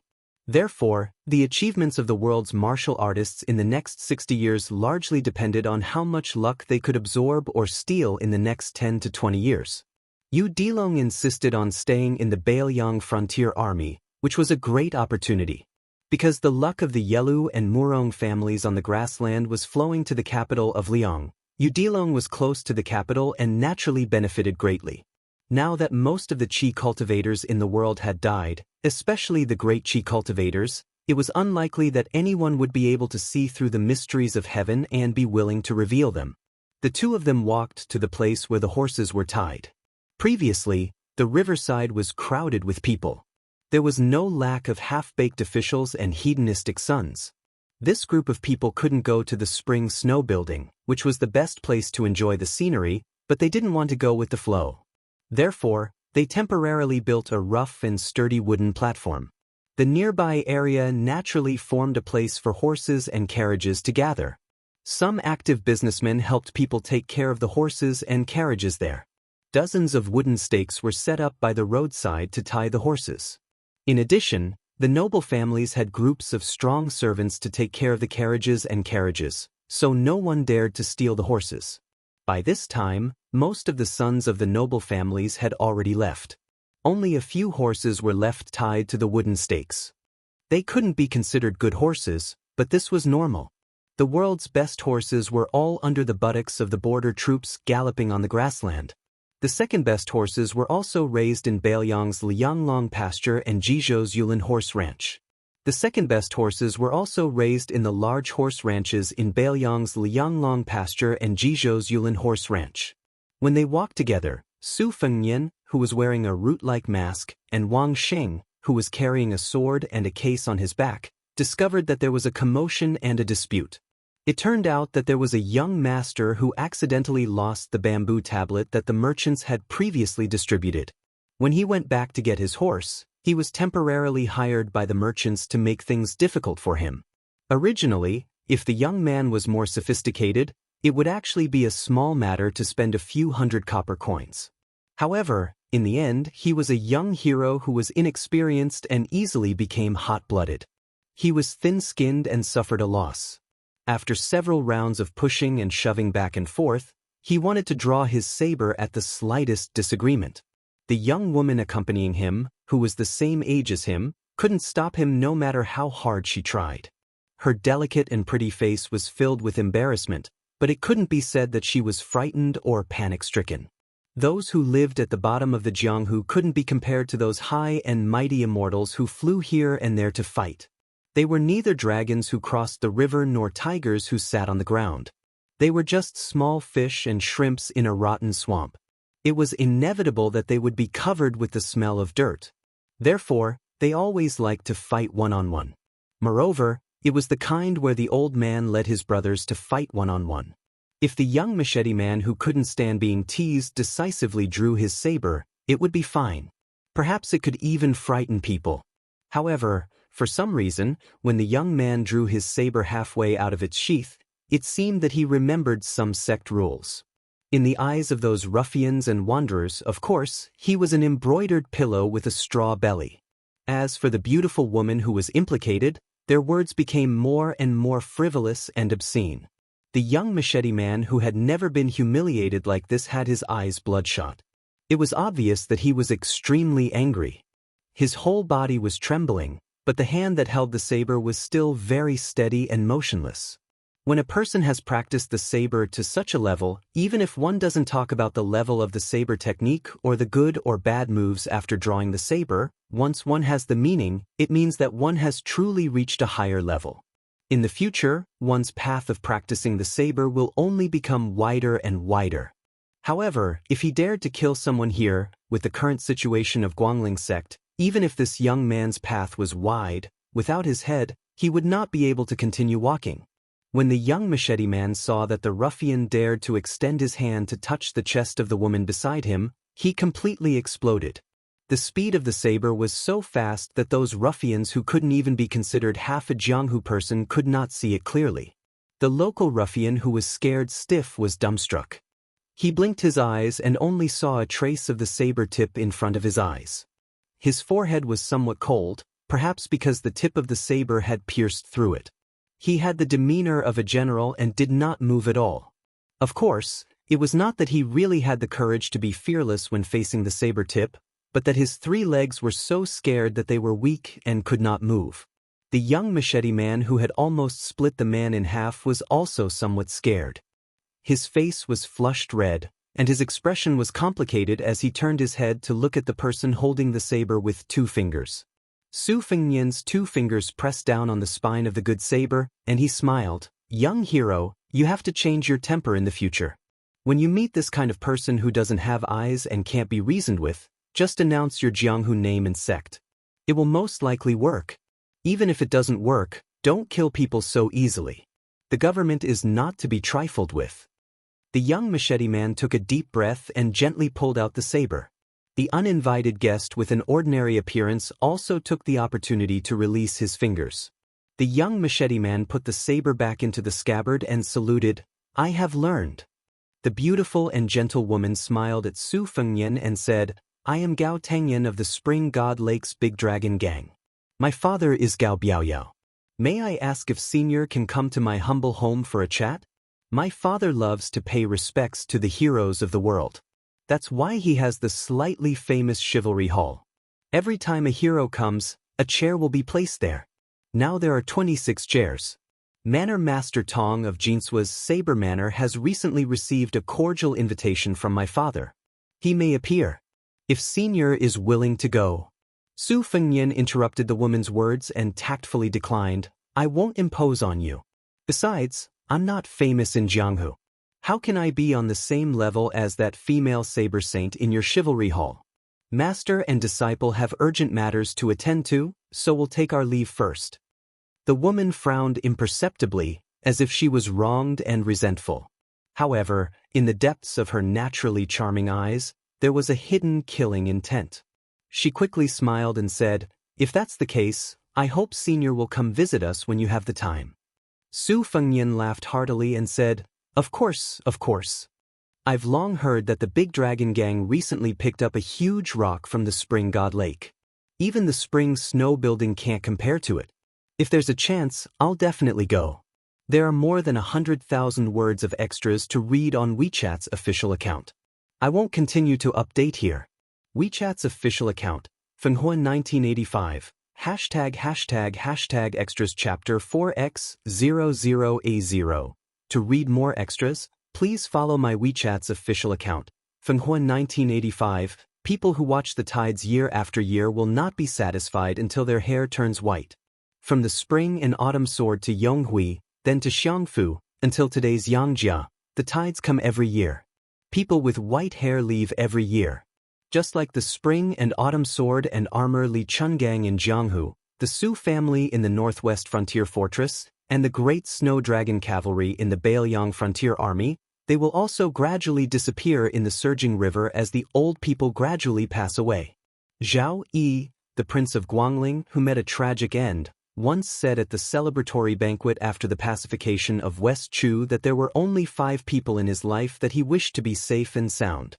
His old friends on Qingshan, the famous library, and the spring snow building. However, as soon as he finished speaking, the Prince of Yan's horse hooves crossed the Guangling River, and the spring snow building, which Zhao Yi regarded as his exclusive property, became someone else's plaything in the blink of an eye. Su Fengyan glanced at the high spring snow building. Wang Xing asked, "Master, what are you thinking about?" Su Fengyan rubbed his chin, a thoughtful expression on his face. Wang Sheng, who are the new top 10 beauties of the Rouge ranking? Wang Sheng stamped his feet and said angrily, "Master." Su Fengyan laughed heartily. "Don't worry, your master doesn't have the guts to steal." Wang Sheng cautiously glanced at his master, half believing and half doubting. The latter returned a glare, but it did not have much power. The young girl smiled. Su Fengyan looked at this disciple he had picked up on the shores of the Eastern Sea, and said softly, "Climbing the path of the sword has always been a process of going from simple to complicated, and then from complicated back to simple. At that checkpoint, if you can endure it, you will be able to gallop across a wide expanse of flat land. If you can't, you can only wander about halfway up the mountain for the rest of your life." Apart from the sword case that old Huang had left behind in Martial Emperor City, Wang Sheng also had 9 swords of different sizes hidden in it. They were the thin as a willow branch, moose fish, the dogwood, personally forged by the old Northern Han's scholarly sage, wild crane, the talisman sword of the great Feng dynasty's loose immortal Huang Sishan, and the short sword, orb, which the nameless assassin had pierced through the emperor of Dongyue's abdomen in the early spring and autumn period. Together with the 5 swords, Dragon's Head, 9 Springs, Ezwa, Cloud Mist, and Zhangbing, old Huang's sword case was once again filled with 9 swords. Apart from this, the long sword that hung horizontally behind her waist was the renowned great sword, Swallow's Jaw. In the Great Weapon ranking that was released at the same time as the Rouge ranking, this sword was listed in the 5 spears, 10 sabers, 20 swords, ranking 11th out of the 20 swords and 18th out of the Great Weapon ranking. As for the twin swords hanging from the young swordswoman's waist, they were treasures of the tide-listening pavilion's armory. Although they were not as good as the Path of Shu that Yu Groom had taken after the battle at the border, and the Path of Shu that had been taken away by him. Chapter 2049. The Fuji that Su Fengyan had given to Ko Jianghuai, who was then the general of Liuzhou, was considered a top-notch weapon in the tide-listening pavilion. White Sword, 100 Refinements, was a homonym of the sword's name. It was quite interesting. All the famous swords in the world were connected and most of them had heavy sword qi. Ever since Wang Xing started practicing the sword, he had been wearing this comical attire, as if he wished he could hang all the famous swords in the world. Even when he had followed White Fox to Beimang to gain experience in the early years, he was no exception. Over time, he was able to absorb the sword qi to temper his body and improve his innate constitution. In the end, he was able to become naturally connected with the sword. Although Wang Xing wasn't unreasonable, natural sword embryos like Jiang and I, Chen Tianyuan, or the charcoal girl from the Guanyin sect in the South Sea, he was still a rare genius in the way of the sword. In fact, the girl's constitution, talent, and temperament weren't the best in the world, but none of them were vulgar. This was enough, very enough. Of the 3.5 disciples, the other half was the Fish Dragon Gang's youth, Wang Dashi, who was raised as a free-range boss. Su Fengyan didn't want to interfere too much with Wang Dashi's life. As for the other 3, their luck was too great. In fact, there was no need for Su Fengyan to add more feet to a snake. This child was really addicted to being in the border army. In a short 5 or 6 years, he had really managed to become a lieutenant of the Yuzhou cavalry based on his actual military achievements. The speed of his promotion was astonishing. It was said that when Ko Jianghuai left the northwest border, he also wanted to bring the youth to the capital to enjoy life. However, Yu Dilong ignored him and said that he would retire from the army after conquering the entire grassland. He would think about what he would do in the future. Lu Yunzhang's temperament was the most unstable, but his ambition was the greatest. Otherwise, he wouldn't have left the Bailiang frontier army and established a sect in Martial Emperor City alone in an attempt to become the second Wang Xianxia. As for Wang Xing, Su Fengnian put his heart and soul into sculpting him. Otherwise, he wouldn't have brought him along. He wholeheartedly wanted to turn Wang Xing into a female Dong Tai. Now that the world's fate had collapsed, most of it had rushed into the capital and merged with the new Zhao dynasty's royal family. Therefore, the achievements of the world's martial artists in the next 60 years would largely depend on how much fate they could absorb or steal in these 10 or 20 years. Yu Dilong insisted on staying in the Bailiang frontier army. This was a great opportunity, because the fate of the two major surnames of Yelu and Murong was flowing towards the capital of Liang. Yu Dilong was close to the water and naturally benefited greatly. With such a profound mystery, most of the qi cultivators in the world had died, especially the great qi cultivators. It was unlikely that anyone would be able to see through the mysteries of heaven and be willing to reveal them. The two of them walked towards the place where the horses were tied. Previously, the riverside was crowded with people, and there was no lack of half-baked officials and hedonistic sons of rich parents. This group of people could not go to the spring snow house, which was the best place to enjoy the scenery, nor were they willing to follow the crowd. Therefore, they temporarily built a large, rough, and sturdy wooden platform. The nearby area naturally formed a place for horses and carriages to gather. There were merchants who were active there to take care of the horses and carriages. Dozens of wooden stakes were set up by the roadside to tie the horses. In addition, the noble families had groups of strong servants to take care of the carriages, so no one dared to steal the horses. By this time, most of the children of the aristocratic families had already left, leaving only a few horses tied to the wooden stakes. They could not be considered good horses, but this was also very normal. The best horses in the world were all under the buttocks of the border troops galloping on the grassland. The second-best horses were also raised in Bailiang's Lianglong pasture and Jizhou's Yulin horse ranch. The second-best horses were also raised in the large horse ranches in Bailiang's Lianglong pasture and Jizhou's Yulin horse ranch. When they walked together, Su Fengnian, who was wearing a root-like mask, and Wang Xing, who was carrying a sword and a case on his back, discovered that there was a commotion and a dispute. It turned out that there was a young master who had carelessly lost the bamboo tablet that the merchants had previously distributed. When he returned to get his horse, he was temporarily hired by the merchants to make things difficult for him. Originally, if the young man was more sophisticated, it was actually a small matter to spend a few hundred copper coins. However, in the end, he was a young hero who was inexperienced and easily became hot-blooded. He was thin-skinned and suffered a loss. After several rounds of pushing and shoving, if there was a disagreement, he would pull out his saber. The young woman accompanying him, who was the same age as him, could not stop him no matter how hard she tried. Her delicate and pretty face was filled with embarrassment, but it was not to say that she was frightened or panic-stricken. Those who lived at the bottom of the Jianghu could not be compared to those high and mighty immortals who flew around to fight. They were not like dragons who crossed the river or tigers who sat on the ground.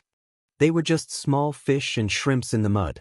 It was inevitable that they would be covered with the smell of dirt. Therefore, they always liked to fight one-on-one. Moreover, it was the kind where the old man led his brothers to fight one-on-one. If the young machete man, who could not stand being teased, had decisively pulled out his saber, it would have been fine. Perhaps it would have been able to intimidate people. However, for some reason, when the young man pulled out his saber halfway, he seemed to have remembered some sect rules. In the eyes of those ruffians and wanderers, of course, he was like an embroidered pillow with a straw belly. As for the beautiful woman who was implicated, their words became more and more frivolous and obscene. The young machete man, who had never been humiliated like this, had bloodshot eyes. It was obvious that he was extremely angry. His whole body was trembling, but the hand holding the saber did not move at all. It was very stable. When a person has practiced the saber to such a level, even if one does not talk about the level of the saber technique or the good or bad moves, once one has the meaning, it means that one has truly reached a higher level. In the future, on the path of practicing the saber, the path will only become wider and wider. However, if he dared to kill someone here with the current situation of Guangling's sect, no matter how wide this young man's path was, without his head, he would not be able to continue walking. When the young machete man saw that the ruffian dared to extend his hand to touch the chest of the woman beside him, he completely exploded. The speed of the saber was so fast that those ruffians who were not even half of the Jianghu people could not see it clearly. The local ruffian who was scared out of his wits was dumbstruck. He blinked his eyes and only saw a sliver of the saber tip in front of his eyes. His forehead was somewhat cold, perhaps because the tip of the saber had pierced through it. He had the demeanor of a general and did not move at all. Of course, it was not that he really had the courage to face the saber tip, but that his 3 legs were so scared that they were weak and could not move. The young machete man who had almost split the man in half was also somewhat scared. His face was flushed red, and his expression was complicated as he turned his head to look at the person holding the saber with 2 fingers. Su Fengnian's 2 fingers pressed down on the spine of the good saber, and he smiled. "Young hero, you have to change your temper in the future. When you meet this kind of person who does not have eyes and cannot be reasoned with, just announce your Jianghu name and sect. It will most likely work. Even if it does not work, don't kill people so easily. The government is not to be trifled with." The young machete man took a deep breath and gently pulled out the saber. The uninvited guest with an ordinary appearance also took the opportunity to release his fingers. The young machete man put the saber back into the scabbard and saluted. "I have learned." The beautiful and gentle woman smiled at Su Fengnian and said, "I am Gao Tangyan of the Spring God Lake's Big Dragon Gang. My father is Gao Biaoyao. May I ask if Senior can come to my humble home for a chat? My father loves to pay tribute to the heroes of the world. That is why he has the slightly famous Chivalry Hall. Every hero who comes will have a chair. Now there are 26 chairs. Manor Master Tong of Jinsua Knife Manor has recently received a cordial invitation from my father. He may appear. If Senior is willing to go." Su Fengnian interrupted the woman's words and declined. "I will not impose on you. Besides, I am a nobody in Jianghu. How can I have the qualifications to sit on the same level as that female saber saint in your chivalry hall? Master and disciple have urgent matters to attend to, so we will take our leave first." The woman frowned imperceptibly, as if she was wronged and resentful. However, in the depths of her naturally charming eyes, there was a hidden killing intent.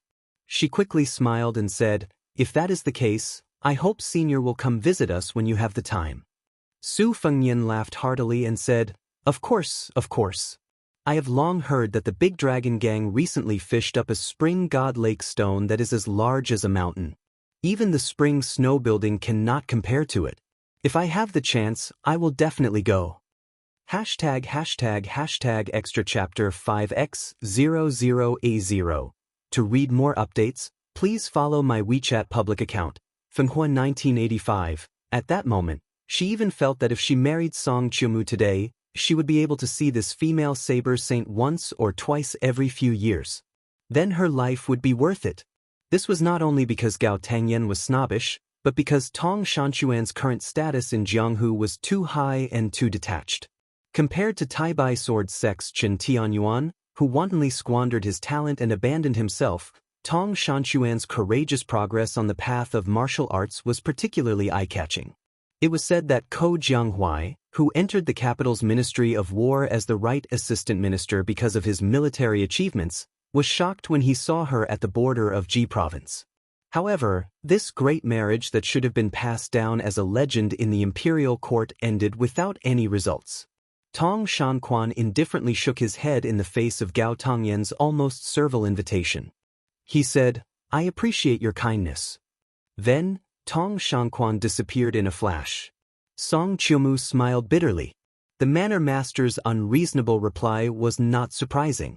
However, after experiencing the local conditions and customs of the Central Plains for the past few years, he could not help but have some doubts. Could Xianxia Saber Manor, which stood out like a crane in a flock of chickens, really have a foothold in the Jianghu of the Central Plains? Gao Tengyan realized that she was not angry at all. She only felt regret. 5 or 6 riders followed the 2 riders from the official road to the north and turned into a small road. After the 2 parties rode for about 2 to 3 miles, the 2 riders turned their horses around and stopped by the roadside. The second-grade consecrator in the lead hesitated for a moment. He told his retainer knights not to follow and went up to the 2 riders alone. Chapter 2050. The old man didn't really care about Gao Tengyan, the daughter of the great Flood Dragon Gang's leader. Of course, he didn't dare to underestimate her either. That young woman's schemes weren't simple. If he mistook her for a gentle-tempered young lady from a respectable family, he reckoned he would suffer a lot. Gao Tengyan's intention was to find a secluded place and use peaceful means before resorting to force. To put it bluntly, she wanted the master and disciple to drink their fill of Guangling River's water. However, the old man wasn't one of those frivolous young men of the Jianghu. He knew that one couldn't see through the depths of the Jianghu with a single glance. That was why he rode up to the 2 of them alone as a form of goodwill. He looked at the unassuming man with a reserved aura and asked in a deep voice, "May I know where you're from, sir?" Su Fengyan smiled. "I don't belong to any sect." The old man sighed and said regretfully, "Why are you refusing my young lady's goodwill? It'll only take half a day to go and return. It's not a difficult matter. Why do you have to complicate things?" Su Fengyan nodded and explained, "That's true. It's just that I've arranged to meet someone at Mount Longhu. It wouldn't be good to be late." The old man began to feel a little annoyed. This guy who looked no older than 30 was really stubborn. There was a saying in the Jianghu, the emperor on the river, the monarch in the lake, the retired emperor on the mountaintop. Don't tell me you're going to meet that retired emperor. Otherwise, don't tell me my great Flood Dragon Gang's leader, Gao Biaoyao, isn't worth half a day of your time? At that moment, the old consecrated of the great Flood Dragon Gang heard that guy say with a smile, "Draw your sword." The young woman turned her head and followed her master's gaze. She asked seriously, "Master, how much strength do you have?" Su Fengyan was so angry that he laughed. 12 points. The young woman grunted. She pressed her hands on the hilts of the 2 swords at her waist and twisted her waist. Her figure instantly left the horse's back. The sword hadn't even left its scabbard, but the cold sword chi was already rushing toward the old man's face. The old consecrated of the great Flood Dragon Gang, who boasted that his martial cultivation was rarely matched in a province, was instantly terrified. His mount, too, was so frightened that it raised its hooves. Fortunately, the hidden girl didn't target him, but instead quickly moved to the other side of the road. The girl held a sword in each hand, and 2 snow-white streaks of gang chi shot out from her sword, fierce and unparalleled. One after the other, they slashed at the woman with the saber who had landed on the other side of the road. The latter dodged to the side, one hand on the saber hilt, but there was no sign of her pulling it out. She quickly retreated with small steps. After the young girl, whose 2 sword auras missed, landed on the ground, she followed like a shadow. Her body spun rapidly, and 2 dazzling arc-shaped sword auras, one high and one low, swept towards the woman. The latter abruptly sank her chi into her dantian and leaned back, barely dodging the 2 sharp sword auras that slit her neck and waist respectively. When the young girl charged forward with a straight thrust of her sword. At that moment, the saber-wielding woman, who had yet to straighten her back, lightly tapped the tip of the long scabbard at her waist on the ground. A powerful aura burst forth, and the young girl, who seemed to have sensed that she was no match for her, made an inconceivable move. Her right hand's fingers released the sword that had stabbed forward, and she quietly twisted the wrist of her left hand that was holding the 100 refinements. Both swords left her hands. At the same time, the young girl stopped and took a step back. Her aura also rose rapidly. Her right hand circled behind her back and grabbed the famous swallow's jaw that hung horizontally behind her waist. The saber-wielding woman, who had not attacked from beginning to end, disappeared.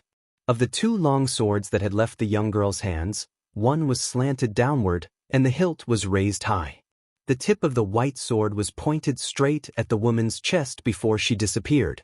As for the 100 refinements in her left hand, which had suddenly disappeared and then suddenly reappeared, it hovered at the spot where the saber-wielding woman had originally retreated.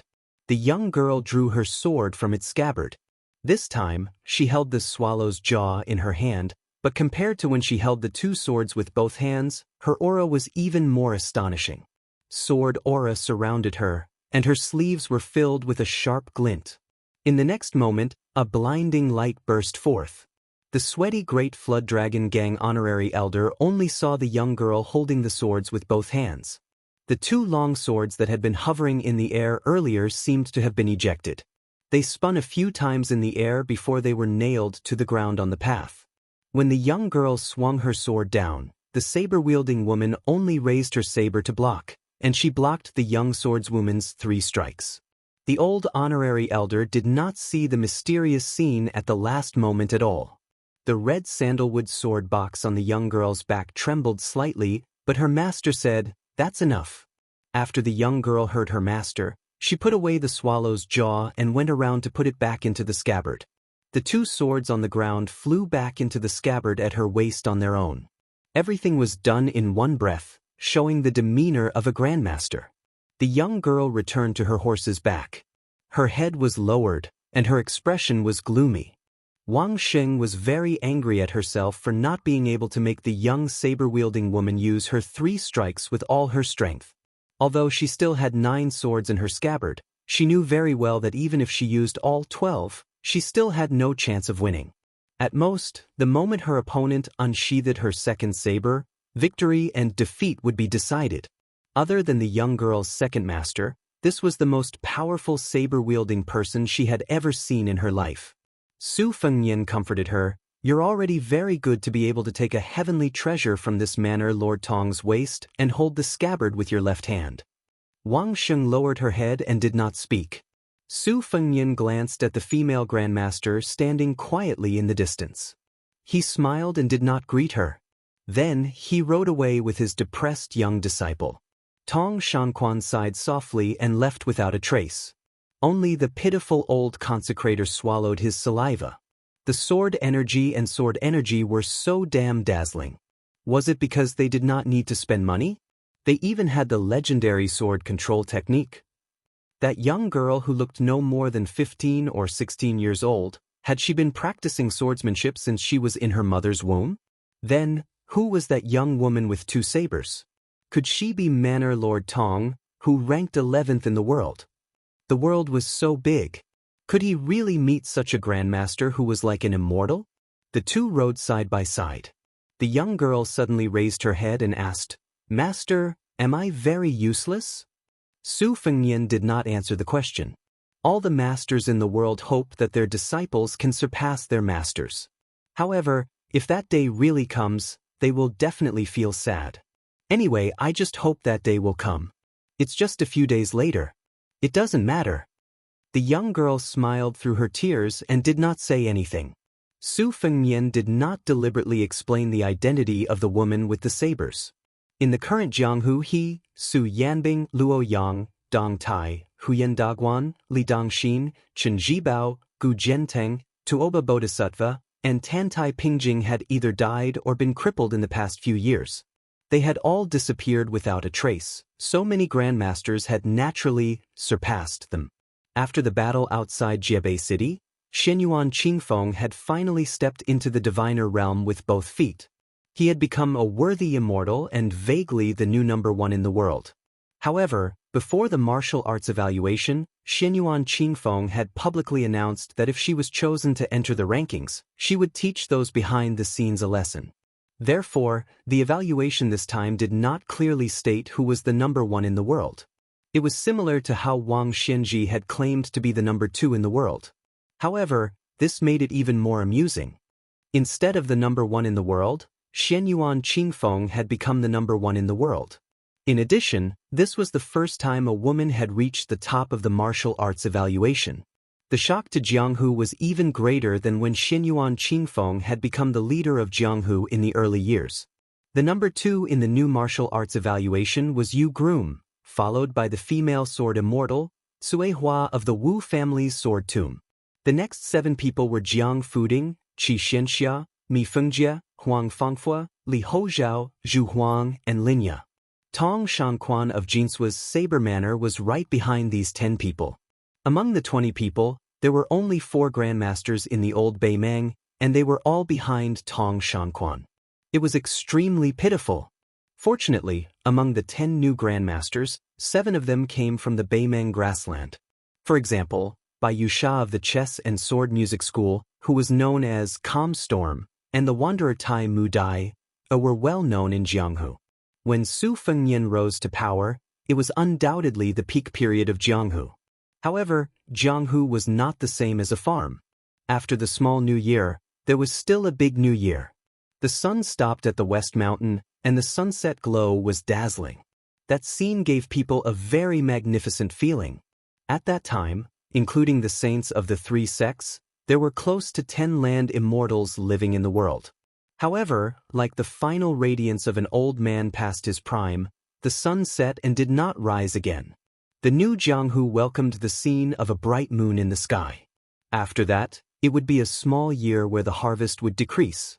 After Yu Dilong and Go Yufeng, the land immortals would become extinct.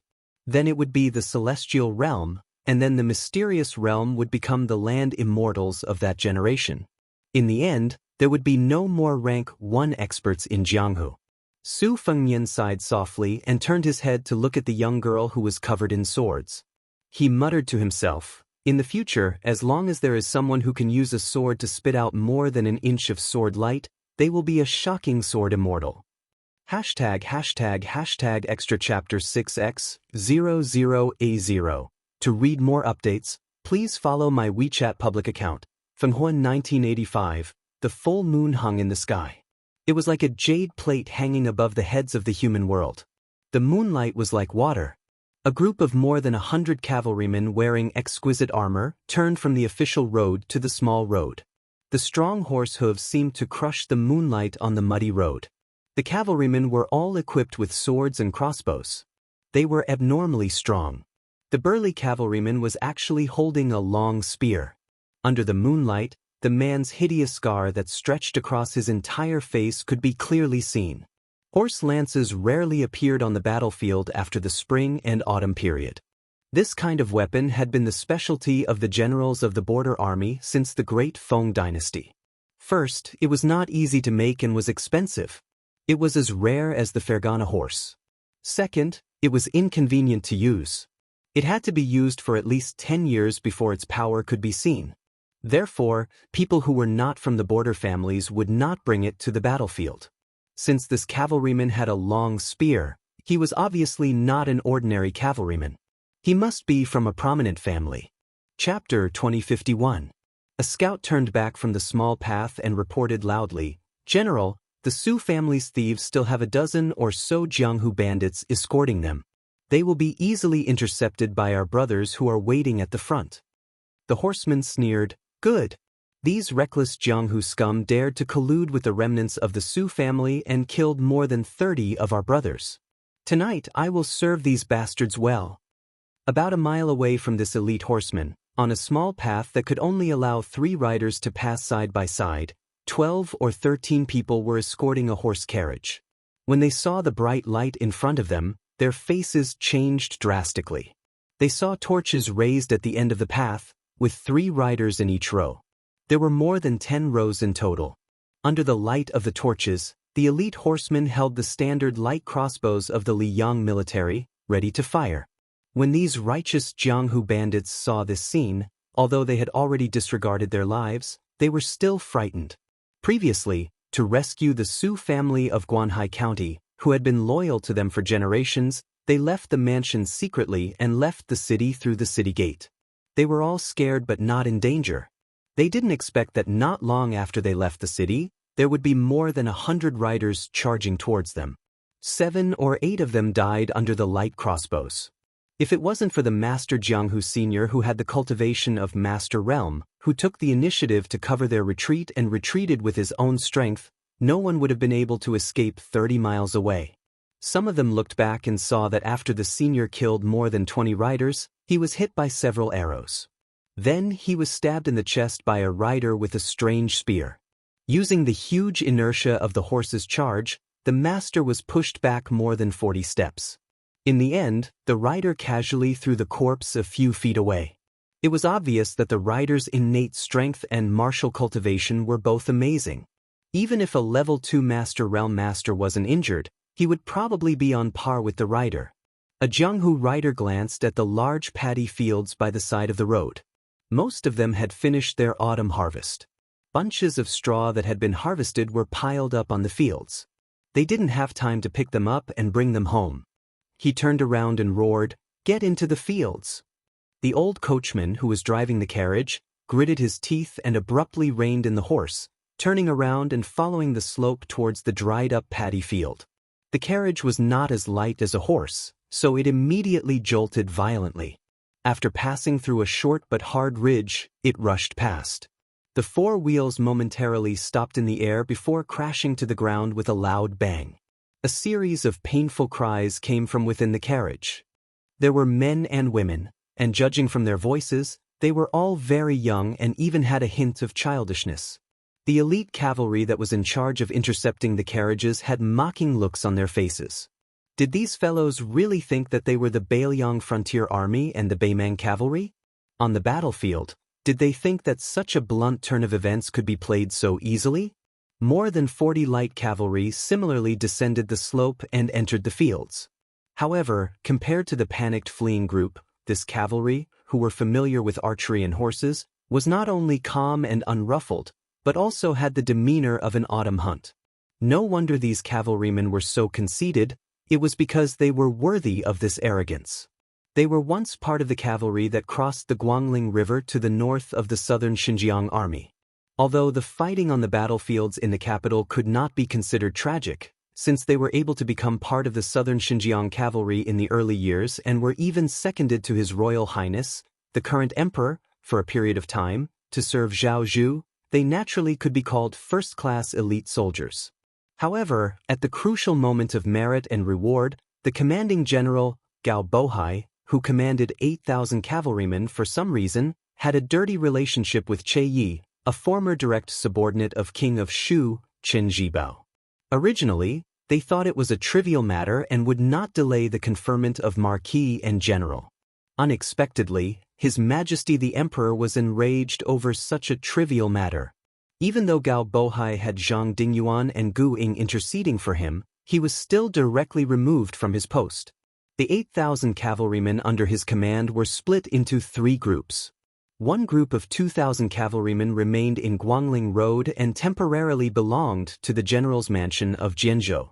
The cavalry general of this group, Gao Tingho, was the only son of the original commander-in-chief, Gao Bohai. Guanhai County was not eye-catching in the old West Chu territory where half of the scholars in the world came from Guangling.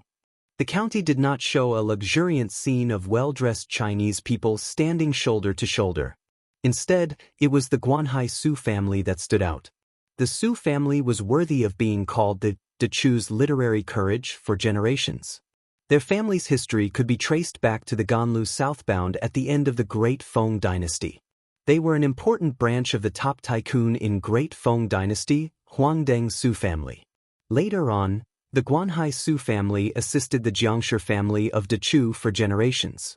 They were good at governance and were once praised by the Xianxia emperor as Dechu's literary courage. However, when Jiang Si and Chao Changqing joined forces to restore the country, the Guanhai Su family might not be optimistic about West Chu's restoration.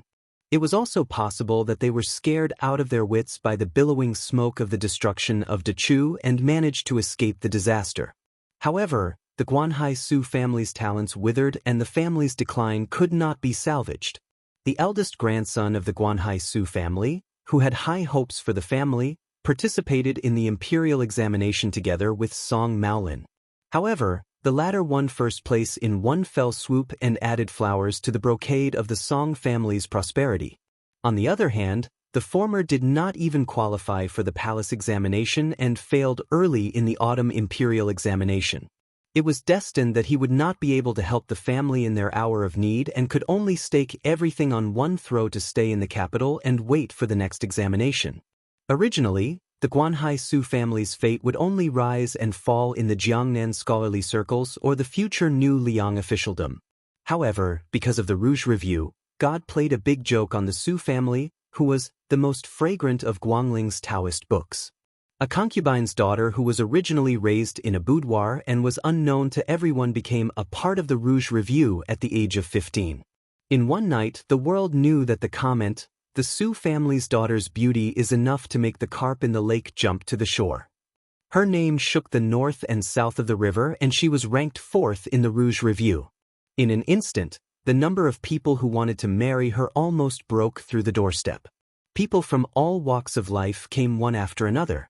Although the Guanhai Su family was focused on learning, they still maintained the strength of a scholar when faced with people who were caught off guard. They said that the woman in the family had already set up a matchmaker many years ago and that the marriage would be completed when the man turned 20. The Guanhai Su family would not go back on their word. However, no one would have thought that the Su family would grit their teeth and persevere, but the aristocratic family of Guanhai Commandery, who had been friends with the Su family for a long time, would shrink back and resolutely deny the marriage. The young man, who was only half a year away from becoming an adult, quickly got married under the urging of his father. He married a pretty girl from a small family of equal social status. All of this was, of course, caused by Deputy Provincial Commander Song, who had smelled the scent of blood. Think about it, how could Song Li miss a Rouge Review that was within his jurisdiction? Tonight's bloody interception was only Marquis Gao Tinghui's pledge of allegiance. However, Marquis Gao Tinghui did not expect that to deal with a group of scholars, he would lose 30 elite cavalry who were completely capable of making a name for themselves at the border. After all, he had underestimated the power of the Central Plains aristocratic families. The dozen or so Jianghu heroes surrounding the carriage all saw something strange in the distance. In the distant field, behind a pile of rice, there were 2 people, one big and one small, lighting a bonfire, as if they were roasting game. At this time, the elite cavalry who had caught up with the carriage team had already raised their crossbows and shot out arrows. The unique sound of the arrows piercing through the air was particularly ear-piercing in the silent field. One was in the south and one was in the north. The distance between the 2 sides was less than 30 steps. Most of the heroes who knew martial arts were able to use their weapons to block the arrows. However, there were still 2 people who were unlucky. They dodged the first arrow but did not dodge the second arrow. One of the riders was shot through the throat. He staggered forward for a dozen steps before falling off his horse and dying. The other rider was directly nailed to the temple. The huge penetrating force caused the rider's corpse to fall out on the spot. When the carriage brushed past the bonfire, another 2 Jianghu heroes who had stood up for the Su family out of righteous indignation died on the spot. Probably because the 2 sides were about to leave Tian'an and enter the dense forest in front of them, the light crossbows in the hands of the elite cavalry began to deliberately shoot at the horses of these people. The 2 large horses of the carriage were especially targeted. When the horse to the north was hit by 3 arrows, although the elite cavalry was afraid of accidentally injuring the prey in the carriage, the arrows that were shot at the horse were not fatal. However, it was enough to stop the carriage. The old coachman's face was filled with despair as he tightened the reins. Ignoring the pain in his arm, he forcefully stopped the horse to prevent the carriage from flipping over. The remaining Jianghu riders all stopped their horses to the north of the carriage and formed a line, protecting the carriage behind them. Keeping a promise was worth 1,000 gold and disregarding life and death. This was the foundation of these Jianghu people. Although the word loyalty was becoming less and less valuable in the new Jianghu, at least these people still firmly believed in the rules of the older generation of Jianghu. A middle-aged man who looked like a military officer leisurely turned his horse. After circling around the same place, he pointed the tip of his sword at the carriage and said in a deep voice, "Everyone get off." No one responded. The knight sneered and waved his sword forward.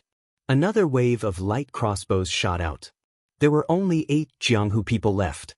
Half of them used their weapons to deflect the arrows or bowed their heads to avoid the arrows. The other 4 charged forward, and without exception, they were all shot by the arrows and became like hedgehogs. An arrow accidentally hit the carriage and made a bang sound. The military officer did not even look at the corpses and said sternly, "I'll give you one last chance." An even more hurried and muffled sound of horse hooves sounded in the distance. The main general, Gao Tingho, had already led the 100 cavalry over. When he passed by the bonfire, he did not brazenly kill. Instead, he used his lance to poke and flick the bonfire. Suddenly, sparks flew everywhere and trapped the 2 pitiful people who were sleeping in the countryside. He slowed down the speed of his horse because he found that the 2 people who should have been in a panic were still sitting in the same place and did not roll or crawl to avoid the sparks. Gao Tingho hesitated for a moment but did not stop his horse. After all, the prey tonight was related to his career and he knew what was important. Chapter 2052. Due to Marquis Gao Tinghao's mercy, the hundreds of elite cavalry behind him didn't kill them. However, a few of them shot a few arrows and nailed them into the ground beside the 2 men. The closest arrow was only 3 or 4 inches away from the feet of the man in the green robe. Marquis Gao Tingho approached the carriage and looked at the 4 Jianghu heroes with a gloomy smile. "You 4, get off your horses and don't die. You've already done your duty by escorting them all the way here." The 4 men looked at each other and 3 of them slowly got off their horses with shame. Marquis Gao Tingho tilted his head and arrows rained down on them. The 3 men's thighs were hit by several arrows and they fell to the ground crying out in pain. Marquis Gao Tingho raised his lance and pointed at the only young man who didn't get off his horse. He smiled and said, "Tell me your name. I don't kill nameless people." The young man put his sword back into its sheath and said, "Hezhou's Great Sword Hall's disciple, Lu Guanshan." Marquis Gao Tingho raised his eyebrows. "What's your relationship with the Great Sword Hall's hall master, He Shuewu?" The young swordsman with an elegant temperament replied, "He's my teacher." Marquis Gao Tingho couldn't help but frown.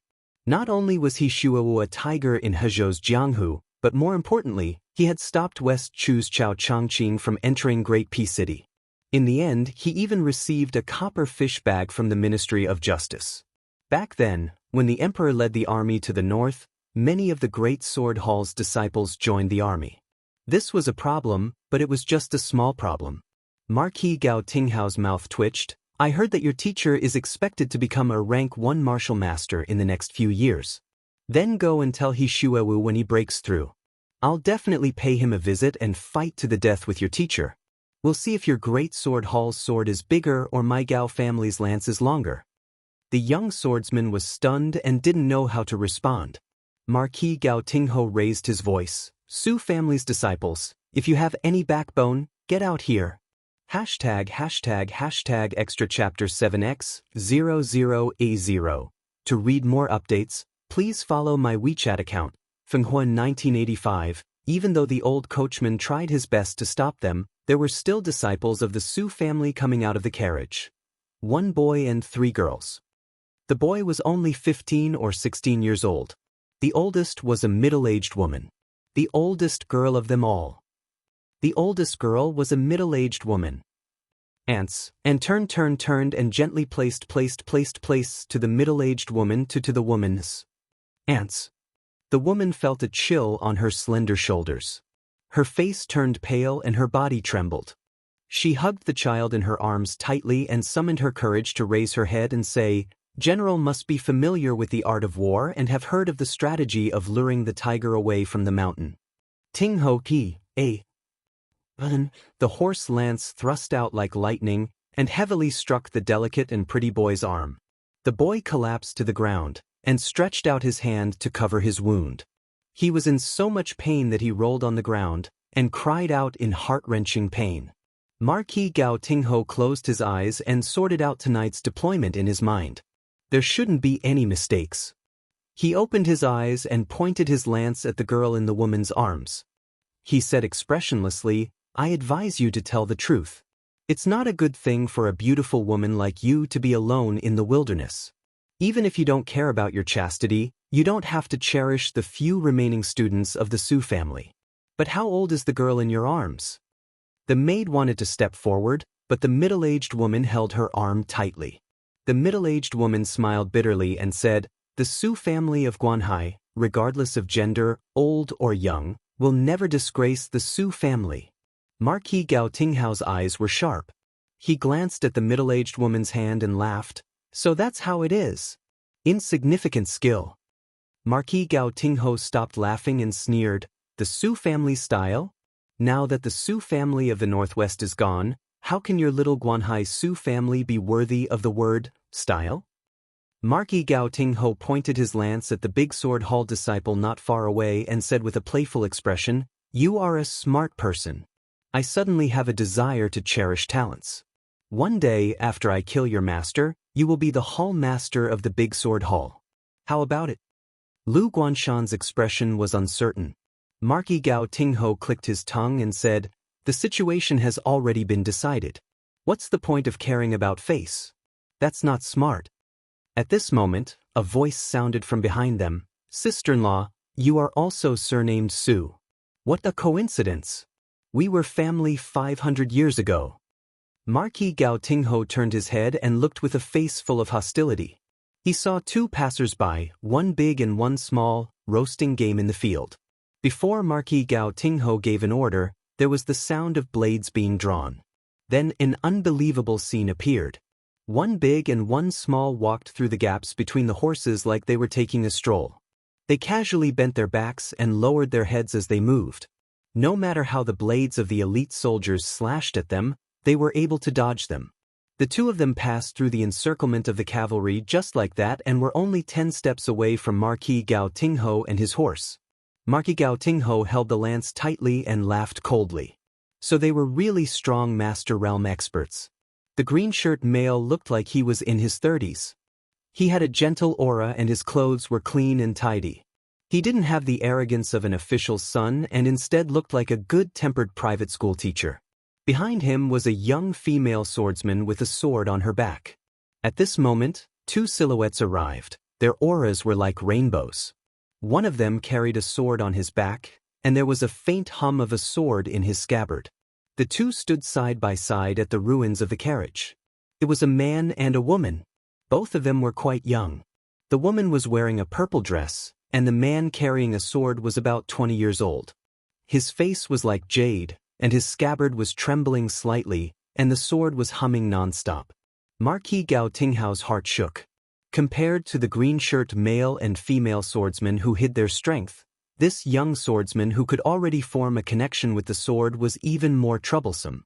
Even if this sword path genius of unknown origin hadn't reached grade 2, once a swordsman resonated with the sword, he couldn't be judged by common sense. Lu Guanshan of the Great Sword Hall, not to mention his current combat strength, in terms of martial arts, even 10 of him added together couldn't compare to this person. The swordsman didn't care about Marquis Gao Tinghao and said respectfully to the woman, "I am Lu Sichu. I was asked by Brother Lu to escort you to the capital." Marquis Gao Tinghao suddenly understood.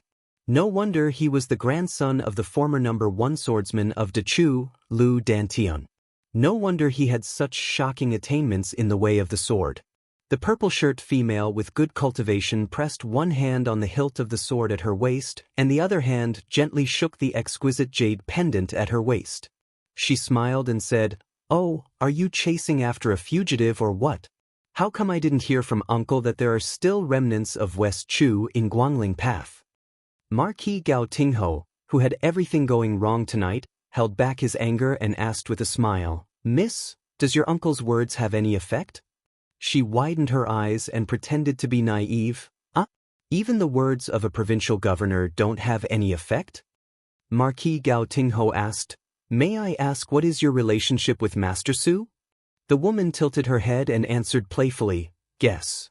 Marquis Gao Tinghao laughed and then raised his arm and said in a low voice, "Retreat." 150 elite cavalry galloped away. As for whether they would return with 1,500 cavalry, that would depend on whether Marquis Gao Tinghao dared to take a gamble. Without needing the woman from the Guanhai Su family to remind her, Lu Sichu strode forward and crouched down. She helped the young man who had fainted from the pain by pressing his acupoints to stop the bleeding, applying medicine and bandaging his wounds. After picking up the young man said without hesitation, "We have to leave this place on horseback. We can't care about the corpses of these chivalrous men. Let's pick out uninjured horses. If there are people who don't know how to ride, let's ride with them. We have to at least reach the border of Hezhou to be safe. But the problem is that before we leave Zhenzhou, that guy called Marquis Gao Tingho has two accomplices who happen to be in charge of border military affairs. It's very troublesome." Lu Guanshan, the personal disciple of He Xiaowu of the Big Sword Hall, sighed. "As long as we reach Hezhou, I can mobilize some of the Big Sword Hall's power and do my best to cover for us." Lu Guanshan suddenly asked, "Miss, didn't you say that you and our provincial governor of Guangling Path, Master Su?" The purple-shirt woman rolled her eyes and said, "You really believed it?" Lu Guanshan smiled awkwardly. LV Sichu whistled and two horses galloped out of the forest. He and the purple-shirt woman rode one horse each. The loyal old coachman of the Su family naturally knew how to ride a horse. Including Lu Guanshan, there were 4 people who could ride a horse. The young man from the Su family, the woman, the little girl, and the servant girl also happened to be 4 people who did not know how to ride a horse. However, it was a little troublesome to divide them. The problem was that the woman and the servant girl were from different families, so it was naturally inconvenient for them to ride a horse with the men. Logically speaking, the woman, who was of a higher status, should sit behind the purple-shirt woman, but the woman sent the plain-looking servant girl to find the purple-shirt woman. She handed over her tear-stained daughter to LV Sichu, while her face was flushed with shame and anger. Just as she looked at Lu Guanshan and was about to speak, the green-robed man who had been ignored by them all this time slowly said, "If you insist on heading north, you definitely won't be able to escape. Although the cavalry seems to have returned, they secretly left a few scouts behind. I guess they are deliberately trying to make you lower your guard. That general is either resting on the official road, waiting for someone, or he has personally dispatched a large group of cavalry to kill you." LV Sichu had actually been secretly sizing up the man and the little girl, but could not see the depth of their thoughts. The purple-shirt woman seemed to be heartless as she smiled and said, "Then what do we do?" The green-robed man also smiled and said, "Ah? Miss, you are wearing a purple robe. Aren't you the head of the Huishan Alliance? Dealing with these rascals, isn't it just a matter of flicking a finger?" Chapter 2053. The woman in the purple dress laughed and gave him a thumbs up. Good taste. Lu Guanshan was not in a good mood. He had an inexplicable natural hostility towards the strange man in the green robe. Especially when the two of them looked at each other, intentionally or unintentionally. Just now, Lu Guanshan felt his scalp tingle. The maid who was sitting quietly behind the woman in the purple dress took a deep breath and suddenly said to the man in the green robe, "Sir, I'll go west with you. The others will continue north." The woman's expression was complicated. She wanted to say something but stopped. LV Sichu and the woman in the purple dress were confused. Lu Guanshan blurted out, "No." What was even more strange was that the man in the green robe shook his head and said, "Even if I take someone with me, I'll take the child with the injured arm." The aura of the seemingly old coachman suddenly changed. His eyes were sharp, and he stopped tying the young man to himself. He stared at the uninvited guest who spoke with deep meaning. For a moment, the rice field was dead silent. The man in the green robe said helplessly, "If I had bad intentions, this wouldn't be the situation now." Obviously, the old coachman and the disciple of the Great Sword Hall, Lu Guanshan, didn't believe it. Even if the man and the child could successfully pass through the cavalry. The man said softly, "Wang Sheng, open the box." The swordswoman nodded. Without any movement, the top board of the long purple box on her back slid open. At that moment, the box was filled with the sound of swords. LV Sichu suddenly felt like she was facing a great enemy. She was stunned and said, "How is this possible?" The old coachman couldn't hide the fear in his eyes. He whispered, "Innate sword embryo?" #### Chapter 8. To read more chapters, you can follow my WeChat account, Fenghuan 1985. After the girl saw the look in her master's eyes, she quickly closed the sword box and went silent again. The master and disciple were Su Fengyan and Wang Sheng. In fact, it wasn't a coincidence. Su Fengnian did want to save someone. It wasn't the girl from the Guanhai Su family, but the boy who changed his surname. In the early years of the Xiongfu period, the boy's surname should have been Sunday. His grandfather was the Grand Preceptor of West Chu, Sun Shiji. At the end of West Chu's restoration, the official Chao Changqing died outside Tai-en city. The Empress Xianxia died on the battlefield of the Western Wall. Sun Shiji, who had died in the imperial court of West Chu, was a family full of loyal soldiers. The generals all died on the battlefield without exception. The civil officials all died in a heroic manner. However, only the young boy disappeared in the sea of fire in the Sun family. Back then, the emperor of Liang, Zhao Zhuan, had no intention of investigating this matter and had Zhao Go give up. Later, the new emperor, Zhao Zhu, admired the Sun family and regretted it. He hoped to secretly find the only remaining child of the Sun family and use it to appease and attract more scholars in Guangling. However, after a thorough investigation, he found that the boy seemed to be involved in a great secret. Thus, Zhao Go of Liang and the Ministry of Justice of the capital had no choice but to take this matter seriously. Su Fengnian only found out about this when he drank with an old spy from the Fu Shui house who had taken root in Jianzhou. In fact, if not for the fact that the Su family of Guanhai came out with the Rouge Beauty Appraiser and attracted too much attention, it was very likely that Zhao Go and the Ministry of Justice would have already found some clues. The boy would probably have grown up safely as a descendant of the Su family and died in bed with that secret. Of course, Su Fengnian didn't know why the Su family of Guanhai wanted the boy to follow Su Baozhao. In fact, the safest plan was for him to stay in the mansion. No matter how bold Song Li and Marquis Gao Tinghui were, they wouldn't dare to lead an army to slaughter the Su family of Guanhai. Did they think that with the help of the old coachman and those Jianghu heroes, it would be enough to deal with Marquis Gao Tinghui's elite cavalry?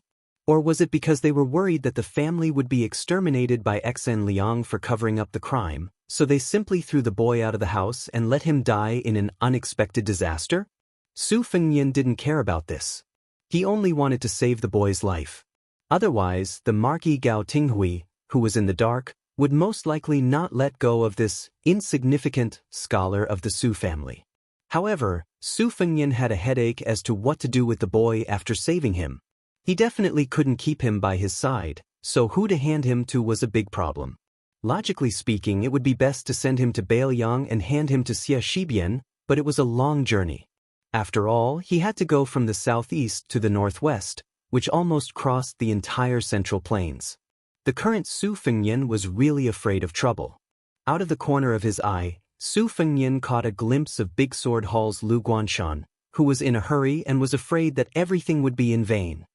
He looked at the servant girl and the woman. "We both know. Since you have made your choice, then follow me to the west. Don't worry, I will help you settle down in a place where you won't have to worry about anything."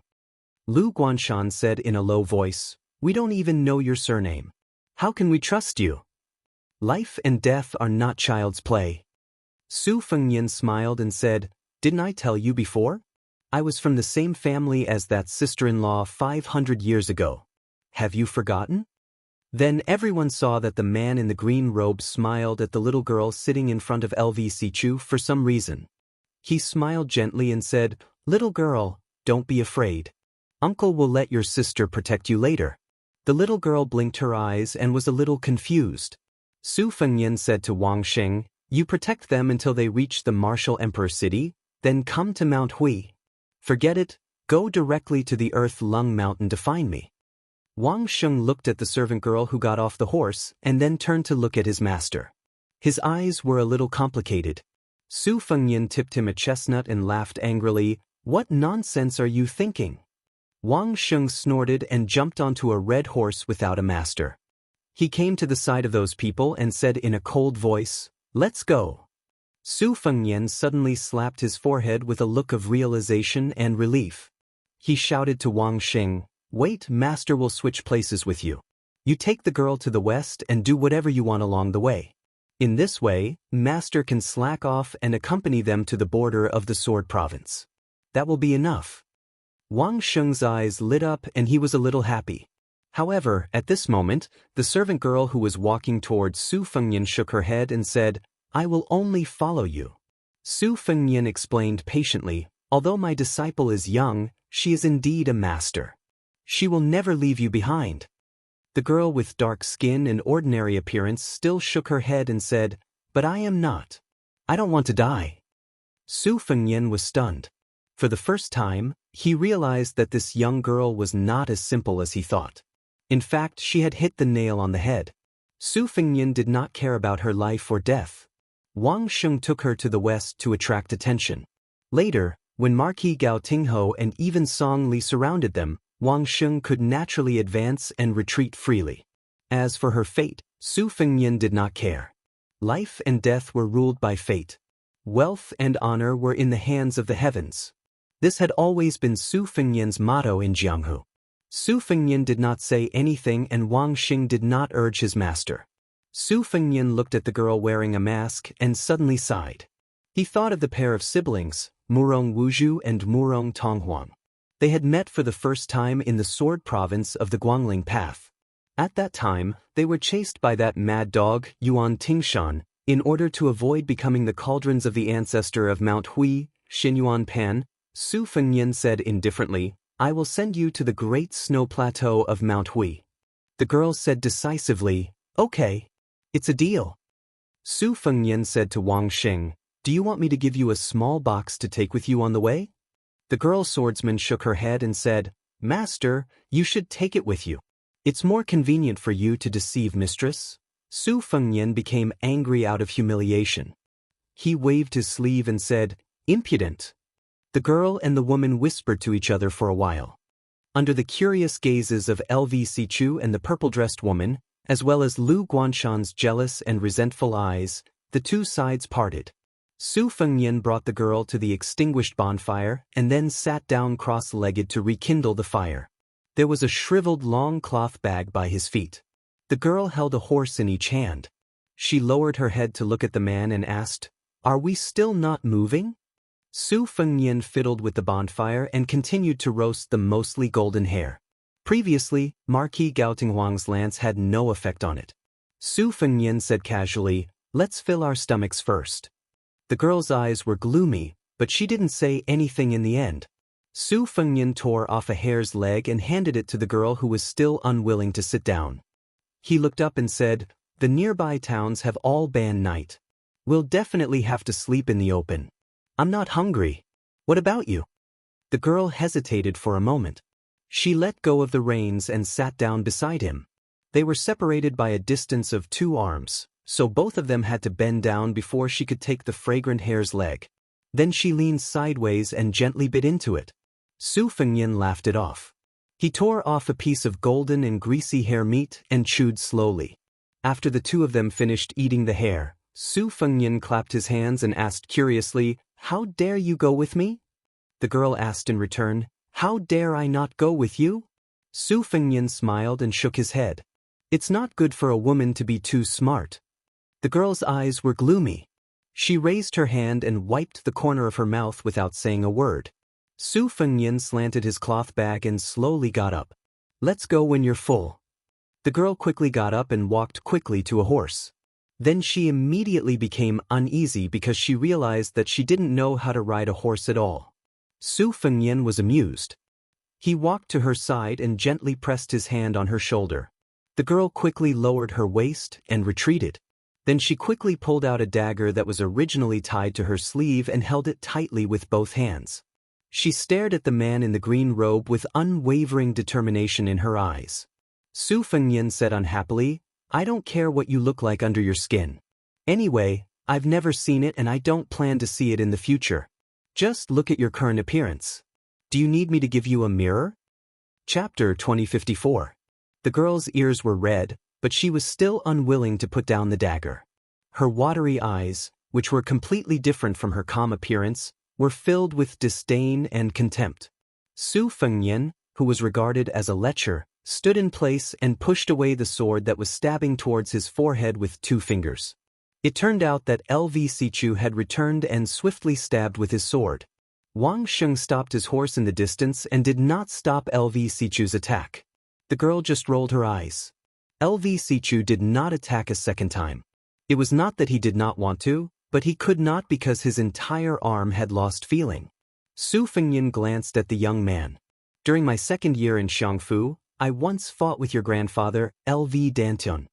After saying this, Su Fengyan took a step forward and grabbed the girl's shoulder. The two of them instantly disappeared. Lv was dumbfounded as if he was struck by lightning. Dozens of miles away, on a narrow path, a dizzy young girl bent over and kept retching. Su Fengyan said hello and returned the dagger that had fallen out of her hand to her. The girl trembled as she took the dagger and put it back into the sheath. Her watery eyes were wide open. They were filled with confusion, shock, curiosity, and so on. Su Fengyan smiled and asked, "Have you recovered?" The girl subconsciously nodded. The next time they stopped, the girl sat on the ground. A moment later, when Su Fengyan asked the same question again, the girl gritted her teeth and nodded. After the third time, the girl was about to cry. She did not wait for Su Fengyan to say anything and shook her head vigorously. Then, the two of them sat and stood by the stream in the mountains. Su Fengyan smiled and didn't immediately take her on their journey. The girl took a deep breath and squatted by the stream. She scooped a handful of water to wash her face and then fell into a daze. Su Fengyan reminded her, "Your face is not good enough. Be careful when you wash your face next time." The girl turned her head and asked, "Can I ask who you are?" Su Fengyan nodded and said, "Of course." The girl quietly waited for him to continue. Su Fengyan continued, "But I won't say it." The girl was speechless. The girl thought for a moment. "I'm that Su Baozhao." Su Fengyan smiled and said, "My surname is also Su." The girl smiled for the first time. "If I take off this mask, can you tell me who you are?" Su Fengyan asked, "If I take off my clothes, will you take them off?" The girl was once again left speechless. Su Fengyan squatted down and pulled out a blade of grass that grew between the cracks of the rocks. He put it in his mouth and chewed it gently. The girl looked at him from the side, not knowing what she was thinking. ###extra chapter 9. More updates have been uploaded on WeChat. You can read them. WeChat ID, Fenghua 1985. Overnight, the two of them arrived at the riverside crossing of the Xi River. They could already see the silhouette of Mount Hui and Mount Longhu in the distance. If it wasn't for the fact that they had to take care of the girl, they wouldn't even need to wait for dawn to arrive. The two of them waited at the crossing for a huge two-story ferry to set sail. Mount Hui was now the holy land of Jianghu. Watching the snow on the snowy plains was also one of the top 10 sights of Liyang. Every day, there would be an endless stream of people going to Mount Hui to enjoy the scenery. There were many ferries on the Xi River that went directly to the foot of Mount Hui. If you wanted to board a ferry, you would have to fork out one tael of silver. Of course, it was also possible to go to Mount Huishan by land, but you would miss the view of the moonless tower overlooking the river.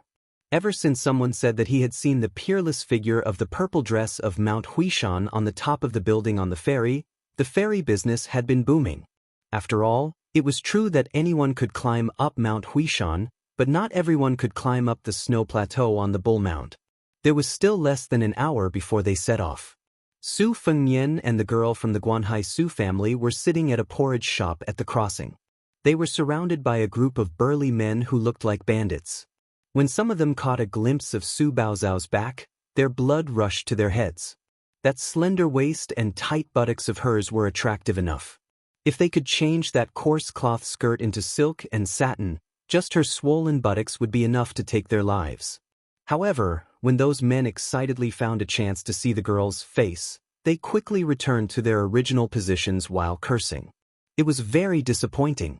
Su Baozhao was originally indifferent.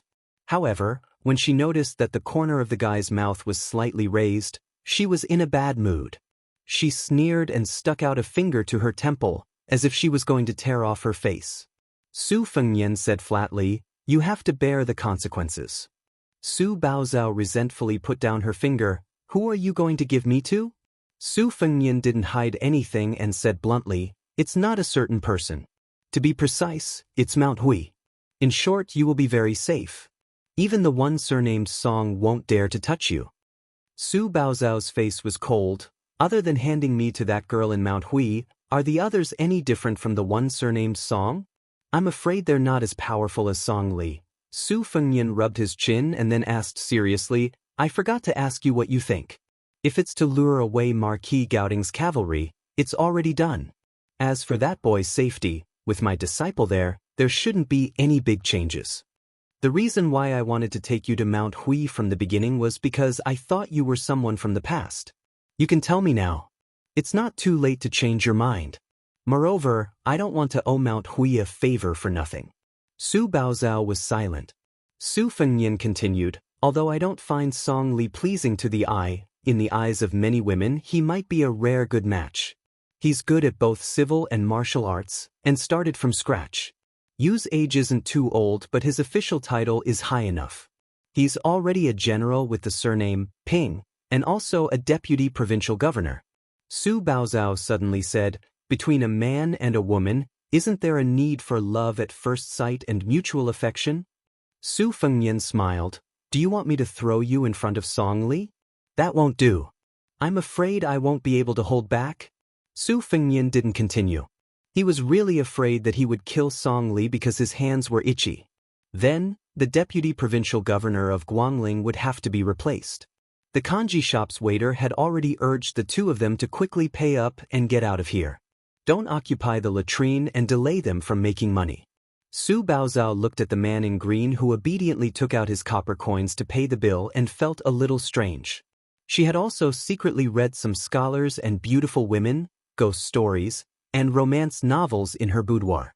As a young girl who had almost never stepped out of the Su family's house in Guanhai, she didn't have any longing or admiration for the kind of people in Jianghu who would pull out a sword to help others when they saw injustice. However, she was still somewhat envious of their chivalry. She felt that she was a sparrow in a cage who could only eat the bait fed by others day after day. Therefore, as for those who could live and die on their own, besides being envious, she was also somewhat jealous. After Su Baozhao was 10 years old, she didn't even have the opportunity to go out to the temple to burn incense. Su Fengnian weighed the copper coins in his hands and caught a glimpse of a hawker not far away selling 2 large baskets of persimmons. The bright yellow color was very pleasing. He ran over to bargain and bought 2 caddies of persimmons. He put them all in his robe and then squatted at the edge of the ferry. He casually tossed 1 persimmon to Su Baozhao, who was standing beside him. Su Baozhao used her sleeve to carefully wipe the persimmon before taking small bites. She didn't forget to raise a hand to cover her mouth.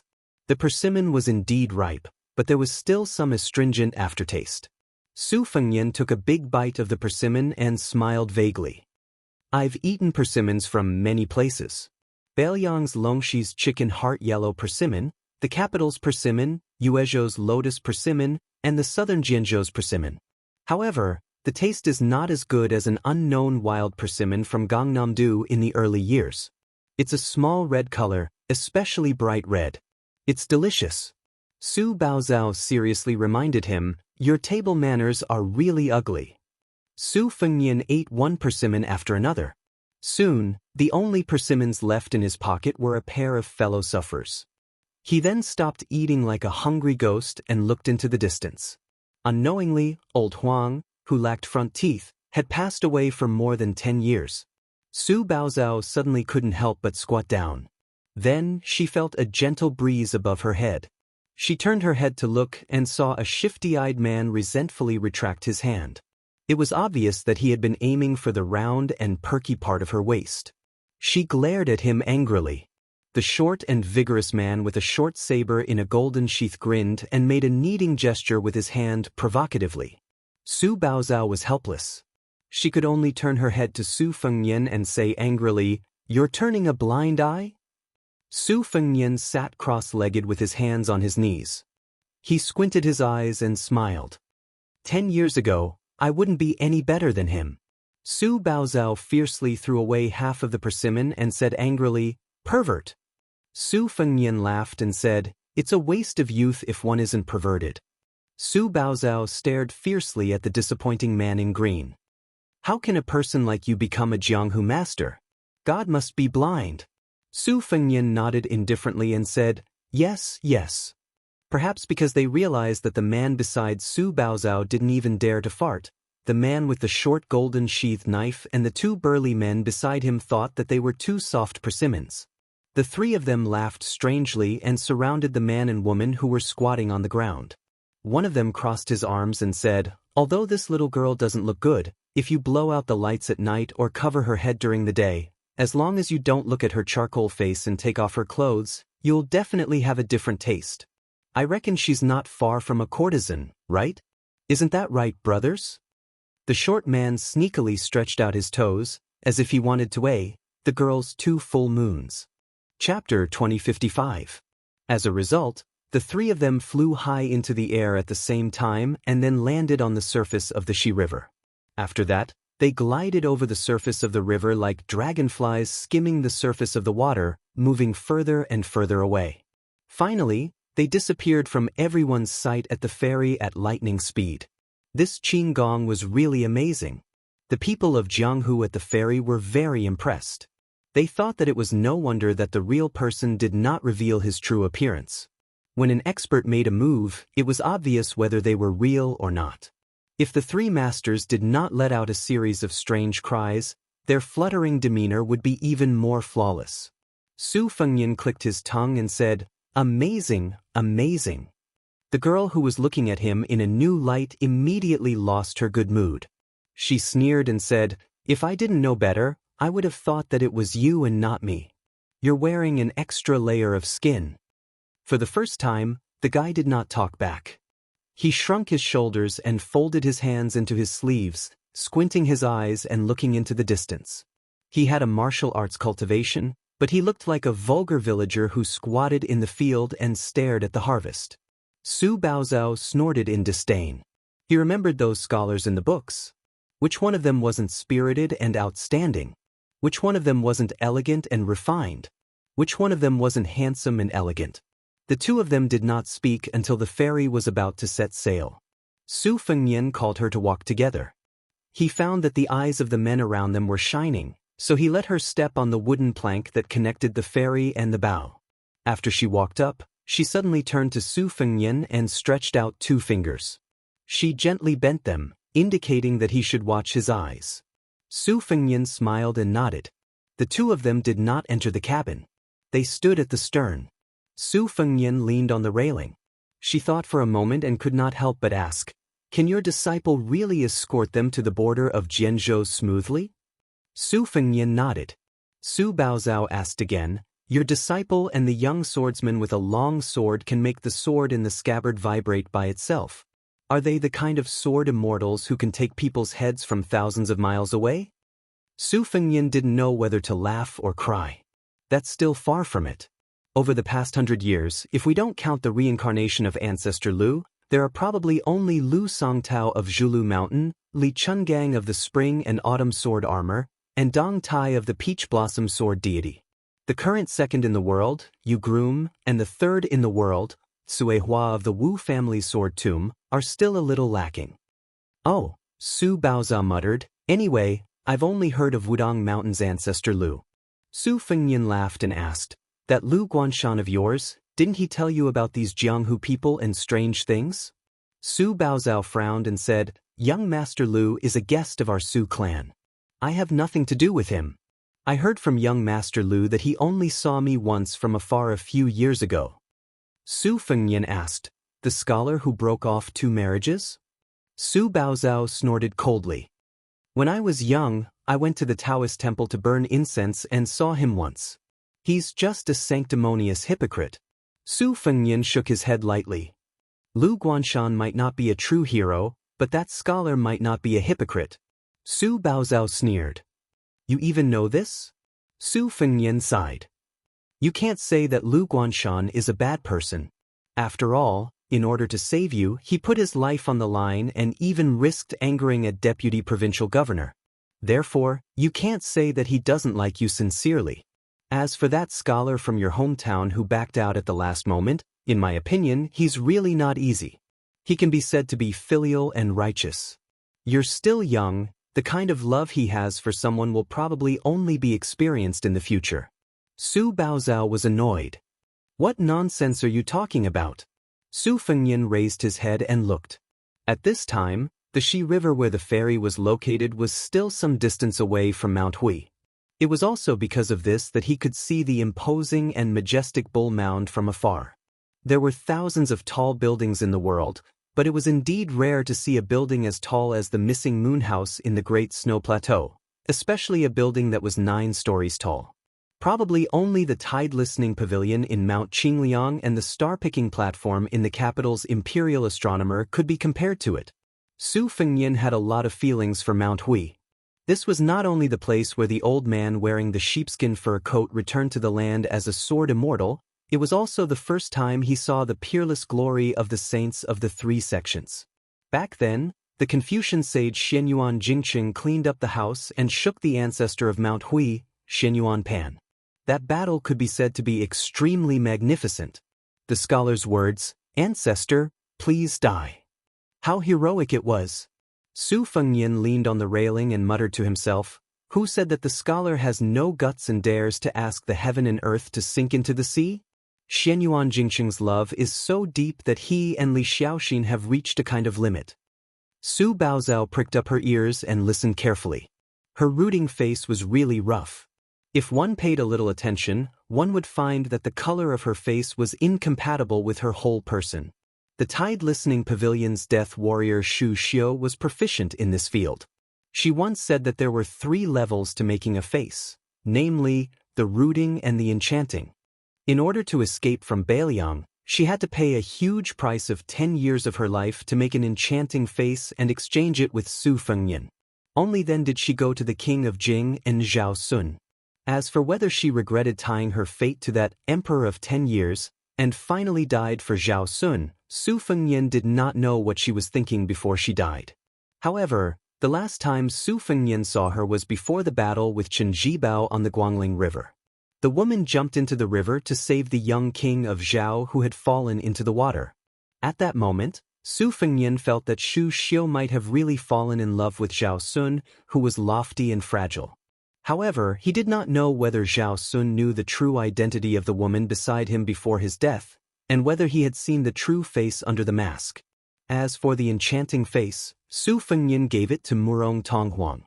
The latter entered Beimang during the Yong Hui auspicious talisman and became the most trusted confidant of the former Beimang crown prince Yelu Hongkai. After the Beiliang cavalry went north to the grassland, Su Fengnian tried to find him, but to no avail. Most of the fate in the world was like this. One's thoughts were constantly on one's mind and could never be forgotten. Su Baozhao suddenly asked worriedly, "Aren't you afraid that Marquis Gao Tinghuang will turn around and chase after your disciple?" Su Fengnian explained, "A good Qi refinement grandmaster came from Seaview County. When we stopped for the first time, I gave them some clues to keep them in suspense." Su Baozhao's eyes lit up. "Qi refinement warrior? Is he one of those celestial beings in books who live in the clouds and drink dew?" Su Fengnian smiled and said, "You can think of it that way." Su Baozhao realized that this person's eyes were naturally long and narrow. Every time he smiled, it became more obvious, just like willow leaves in the spring breeze. But she still did not like it. Su Fengnian was indeed very comfortable at this moment. This was because almost all the Qi refinement warriors from the former Liang and Beimang dynasties had been killed by him. Now that he had retired from the martial world and looked back at the martial world, he finally had some of the leisure and carefree mood of Dong Tai. Naturally, he felt a different kind of feeling in his heart. Su Fengnian straightened up and suddenly looked up. There was a touch of purple on the roof of the moonless tower. It was as if a high and mighty celestial being was overlooking the mortal world. ###extra chapter 10. More updates have been uploaded on the official WeChat account. Everyone can follow and read it. WeChat ID, Fenghua 1985. Su Fengnian was feeling a little complicated. Before the Battle of North City, he had made an appointment with her to find the one guy for a drink one day in the future. He did not know why she seemed to have changed her mind. Previously, Su Fengnian went to the small town to invite her, but the message he sent to the snow plains of Mount Hui was like a clay ox in the sea. For a long time, there were sharp-eyed people in the martial world who saw the strange phenomenon on the peak of Mount Hui. For a moment, there was an uproar on the ferry. Even Su Baozhao raised her head and looked at the blurry moonless tower in a daze. Actually, it was absolutely impossible to see the figure clearly. However, even if the tourists on the ferry tried their best to open their eyes, they could only see the silhouette of the tallest building in the world. It was as if they had seen the peerless beauty of Mount Hui with their own eyes. All of them were dazzled and their emotions surged. Perhaps no one would have thought that after Li Chungang and Wang Xianji, the person who could make the martial world bow down to her was actually a woman. The Northwest vassal king who had made a great contribution to the world originally had more hope, but he died. The father conquered the Central Plains and the son conquered the grasslands. In the end, the two generations of the Su family did not fight for the throne. They did not usurp the throne and become the emperor. Su Baozhao, whose eyes were sore, wanted to withdraw her gaze. At this moment, all the passengers on the ferry were stunned. They could clearly see a purple rainbow rising from the top of the snow plains and then rapidly falling into the river at the foot of the mountain. Wait a minute, could it be their ferry? Mount Huey's purple dress crashed onto the bow of the ferry. Chapter 2056. The bow of the ferry sank deep into the river, and the stern of the ferry rose up high. The entire ferry tilted to a huge angle. People and horses were thrown off their feet, and it was a complete mess. The tourists in the cabins were still fine. They were just piled up like dumplings at the bow of the ferry. However, the passengers who were enjoying the scenery on the deck were in trouble. They all fell into the Xi River like dumplings. Su Fengnian's feet were rooted to the ground, and he didn't move at all. Su Baozhao closed her eyes in a panic. When she opened her eyes in the next moment, she found that she was firmly rooted to a slope and hadn't fallen to the ground. The stern of the ferry landed heavily on the surface of the river, creating a huge splash. The imposing and insufferably arrogant Mount Huizi casually waved her sleeves, and those who had fallen into the Xi River were all pulled back to the ferry. They fell onto the deck of the ferry, and all of them were in a daze. Xianyuan Qingfeng, who had almost stepped on the ferry and overturned it, glanced at Su Fengnian. There was some doubt and inquiry in her eyes. Su Fengnian responded with a wry smile. She snorted coldly and suddenly disappeared. Su Baozhao's mind was sharp. She went straight to the point and asked, "Do you know the Jianghu leader of Mount Hui?" Su Fengnian couldn't help laughing. He asked with a smile, "You don't know her? Who doesn't know her?" Su Baozhao asked again, "She knows you too?" Su Fengnian didn't try to hide it. He leaned on the railing again. "I knew her a long time ago. At that time, the Jianghu people didn't know us. At that time, Yujian province probably only heard of a prodigal woman surnamed Xianyuan in Mount Hui. Her slingshot was made of gold." Su Baozhao's eyes were absent-minded. She lowered her voice and asked, "Who are you? Are you the peach blossom sword god?" Su Fengnian was stunned. He thought that this girl's thoughts were very imaginative. How could she link him to Dong Tai? Su Baozhao stared at Su Fengnian and said, "Grandpa Song and Lu Guanshan have told me some things about Jianghu. In particular, Grandpa Song, as a grandmaster of swordsmanship, admired the peach blossom sword god who went to the sea to visit immortals the most. He said that Mr. Deng's swordsmanship had already reached perfection, and his attainment in swordsmanship was no less than that of the great immortal Lu Dongxian. Grandpa Song also said that Dong Tai did not like carrying a sword. Since you even know the leader of the Xianyuan alliance, coupled with your indifferent attitude towards Marquis Gao Tingho and the other military officials, and your appearance." Su Fengnian interrupted the woman's speculation and said angrily, "Just because I'm ugly, I'm Dong Tai? Then if I'm handsome, won't I be the king of Baoyang, Su Fengnian?" Su Baozhao said bluntly, "Then you'll have to be reincarnated into a good body in your next life to have the chance to be the Su Fengnian of Jianghu for 100 years. Su Fengnian smiled knowingly. "Since I've known you, this is the most reasonable sentence you've ever said." Su Baozhao twitched the corner of her mouth and gave a cold smile. Su Fengnian asked for no reason, "Did you like Taoist classics in the past? Do you want to learn martial arts in the future?" Su Baozhao was confused. She did not know what this mysterious man wanted to do. She was not in a hurry to answer. She only glanced at Su Fengnian from the corner of her eyes. Su Fengnian's expression was serious. Do you know that you're a person with fate? Su Baozhao was angry for no reason. She sneered and said, Fate? Of course I have it. Otherwise, how could I be ranked fourth? The second evaluation also said that in the next Rouge evaluation in 5 or 10 years, when the youngest daughter of the Su family grows up, she will definitely be ranked in the top 3. She even has a chance to win the title of the world's #1 color. Do you think I have fate or not? Su Fengnian sighed softly and said, There have been so many Rouge evaluations, but I don't think there has ever been an evaluation of the world's #1 color. Only the last Empress of West Chu won the title of the world's #1 color and became one of the 13 colors of spring and autumn. I'm not interested in the world's #1 color.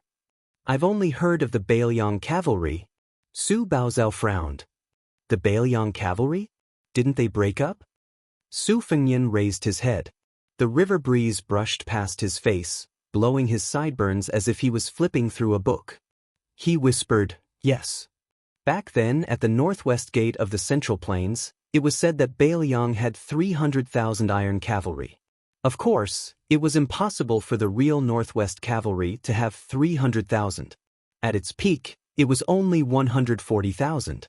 At the end of the 3rd year of Xiangfu, it was getting worse and worse. After the 30,000 left cavalry led by Lu Dian was destroyed, Yuandao's Yuzhou cavalry, Yuan Tingshan's white feather light cavalry, Su Longxiang and Li Mofen's dragon elephant cavalry, Ko Jianghuai's Liuzhou cavalry at Chi Fu Long Pass, Ningamei's iron stupa, and many of the Bailiang cavalry's main field battle forces. In addition to the 2 heavy cavalry armies, they lost and replenished their sources of soldiers again and again. In the end, most of them were still not organized. Before the young king left the Bailiang frontier army, only the Great Snow Dragon cavalry maintained a relatively complete organization. The new Liang dynasty also had some considerations or apprehensions, so they did not make a move on this famous cavalry army. They let Xie Shibian, who was unwilling to enter the capital to be an official or general, command this army and intimidate the grassland. As for why they chose Xie Shibian, who had only joined the Bailiang frontier army much later, instead of Bailiang's native generals like Li Yanchao, Ningamei, and Li Mofen, the imperial court's intentions were obvious. The frightened people on the ferry weren't angry at all. Instead, they felt flattered and honored. They felt as if they had been struck by a pie in the sky. That's right. Xianyuanzi had disappeared from the Jianghu for many years. Today, a deity had descended to the mortal world for no reason. How could these small fries not feel extremely lucky? After Su Fengnian brought Su Baozhao ashore, they didn't climb the mountain. Instead, they went straight to Mount Longhu. He explained to her, I don't think Mount Hui will accept you. I'll think of something else. Originally, it would have been best for you to stay at Mount Hui. The only places in the world where you don't have to give in to the government are these 2 mountains, Mount Hui and Mount Wudong. The latter is too far away from your hometown. Su Baozhao laughed heartily. It looks like you're definitely not that peach blossom sword god. Otherwise, no matter how arrogant the Xianyuan Alliance's leader is, he would still give you face. Su Fengnian glanced at her. Shouldn't you be more worried about your own situation? Su Baozhao put her hands behind her back. Her footsteps were light as she stepped on the bluestone path. She didn't look like a stray dog that was fleeing for her life. Instead, she looked like a carefree child who was enjoying the autumn scenery. She smiled. Even if the sky falls, there's someone tall to hold it up. What's there to be afraid of? Su Fengnian teased, You're quite carefree. Su Baozhao had yet to leave the territory of the Xianyuan family in Mount Hui, so it was still quite lively. Su Baozhao caught a glimpse of old peddlers on the side of the road. They were yelling with all their might to sell sticks of freshly dipped sugar-coated haws. A few gluttonous children begged their parents and elders for copper coins and ran off to buy them. There was also a beautiful woman with a cold, fairy-like face standing not far away.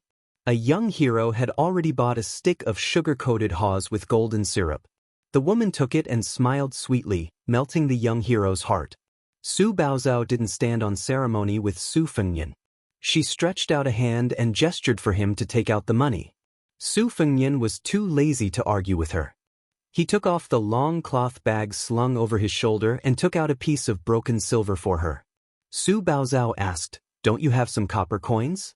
Nowadays, silver is very expensive and copper is very cheap.